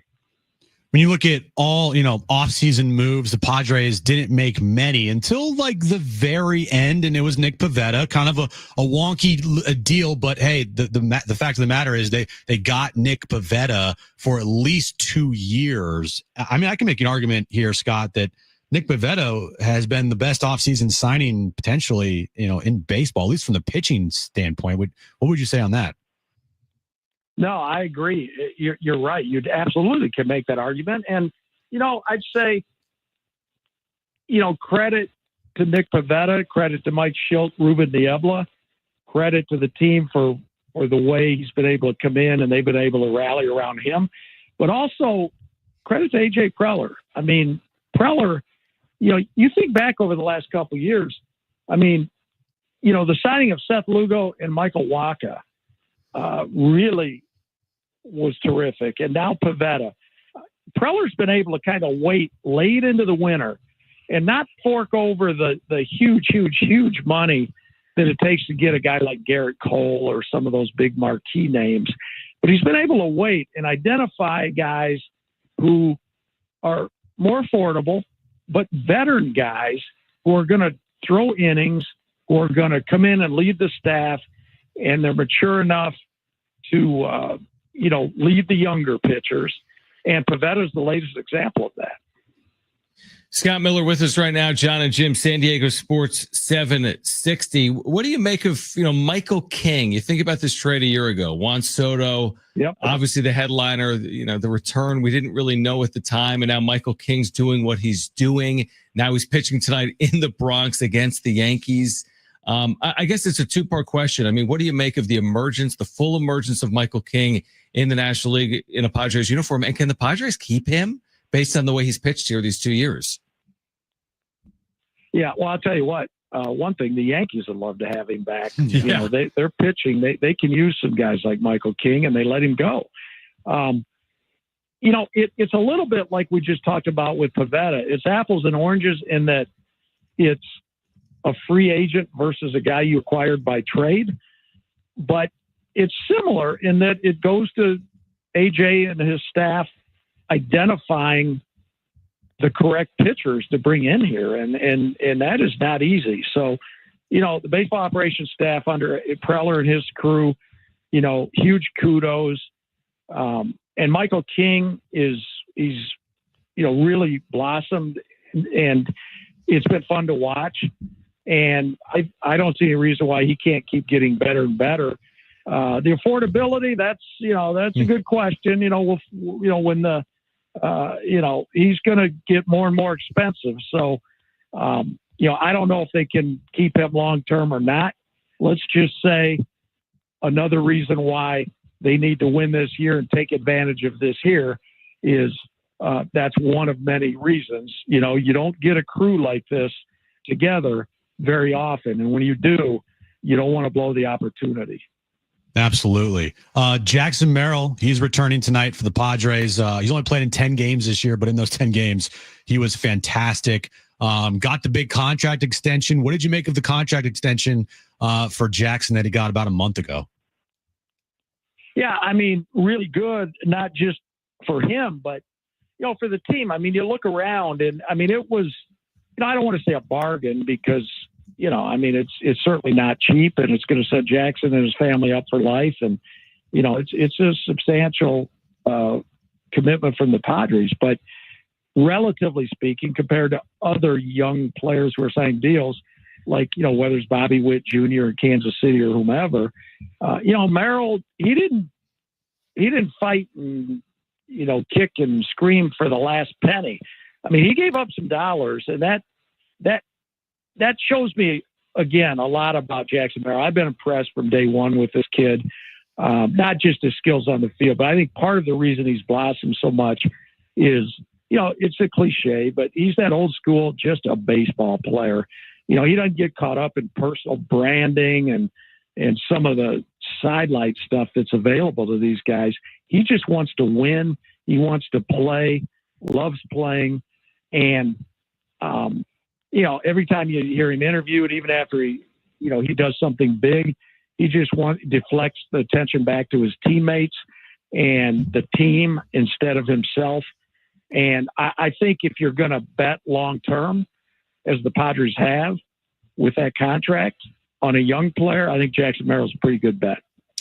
Scott, appreciate the insight. Where can our listeners get this book? Skipper, Why Baseball Managers Matter and Always Will, in parentheses. This is coming out next week, right? A week from today, May 13th. How can our listeners? 1 week from today. Yeah, how can we get it? Yeah, it should be available, as they say, wherever books are sold. 1 week from today, it ought to be on the shelves of your local Barnes & Noble, hopefully some independent bookstores.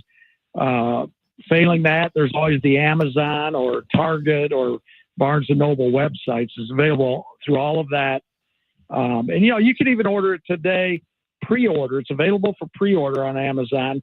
And that just means if you order it, it'll be delivered to you on May 13th, next Tuesday, when it publishes. Well, I'm expecting the cover to be Mike Shildt throwing his glasses from last night. Yes. I'm sure you can make that change. Scott, always What appreciate a great it. team that was. Oh, man. Thanks, guys. That was entertaining. Scott Miller, thank you, my friend. All right. All right, Scott Miller, New York Times, Jim's Back Page coming up next.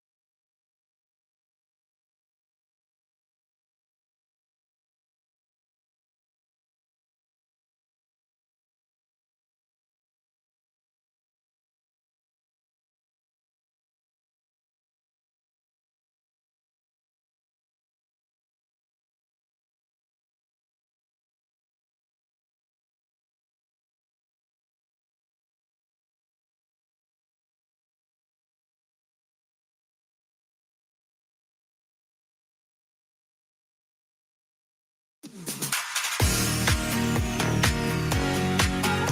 right, Jon and Jim for a final time on this Tuesday evening. We will have a wrap-up show tonight. Padres Yankees tied at 2. Good one at Yankee Stadium in the 6th inning. Padres had a lead in this game. They've had opportunities for more than 2 runs. Yankees have come back on an Aaron Judge home run and more to tie the score at 2. Yeah. Winner gets a game tomorrow. Yeah, winner gets a game tomorrow. Winner gets ice cream in the clubhouse after the game. I don't know. Yeah, it's not like the Vetter Cup. I mean, no, definitely not. It's not that big of a deal. Just Padres Yankees. I can't wait until the Vetter Cup, which is, I believe, next weekend, the start of it, or 2 weekends from now. It's coming up pretty quickly. And I can already see it in the dugout. Scans get the first question. So, Shildt, you excited for the start of the Vetter Cup? It's definitely coming, dude. And you know Shildt. Oh, fired up, Scans. Love Seattle. Dude.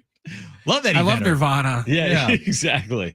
That is a Friday, May 16th at Petco Park. So that is not next this weekend, but next weekend. Yeah, you're right. Wow.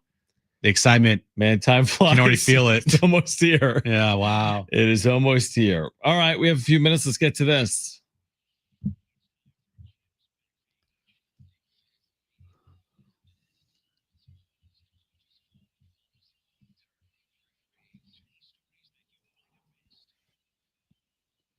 So just randomly today, Rockstar Games released a full trailer for the brand new GTA 6. Thought you told me it wasn't coming out until 2026. I did. It's not. But they just came out just unexpectedly with a trailer today for it. I want to see that. Really hard to kind of explain it on the radio, but you're just going to have to go watch it. GTA 6? Yeah, GTA 6. They haven't had a GTA game in well over a decade. And gives you a little insight on what the story might be, but still has yet to show gameplay for the new Grand Theft Auto game. So it's like more of a video, like those. How do you describe this? Like what I'm seeing here? It's a cutscene. It's like a cutscene. It's like a movie cutscenes and then like quests that you have to do, like missions and stuff. So the show The Last of Us on television right now, the very popular show, was a very popular game. And it was like it wasn't like a movie, but it was a story, and it played out, and then it had cutscenes. Sometimes the cutscenes could last like 3, 4, 5 minutes, and then you'd play.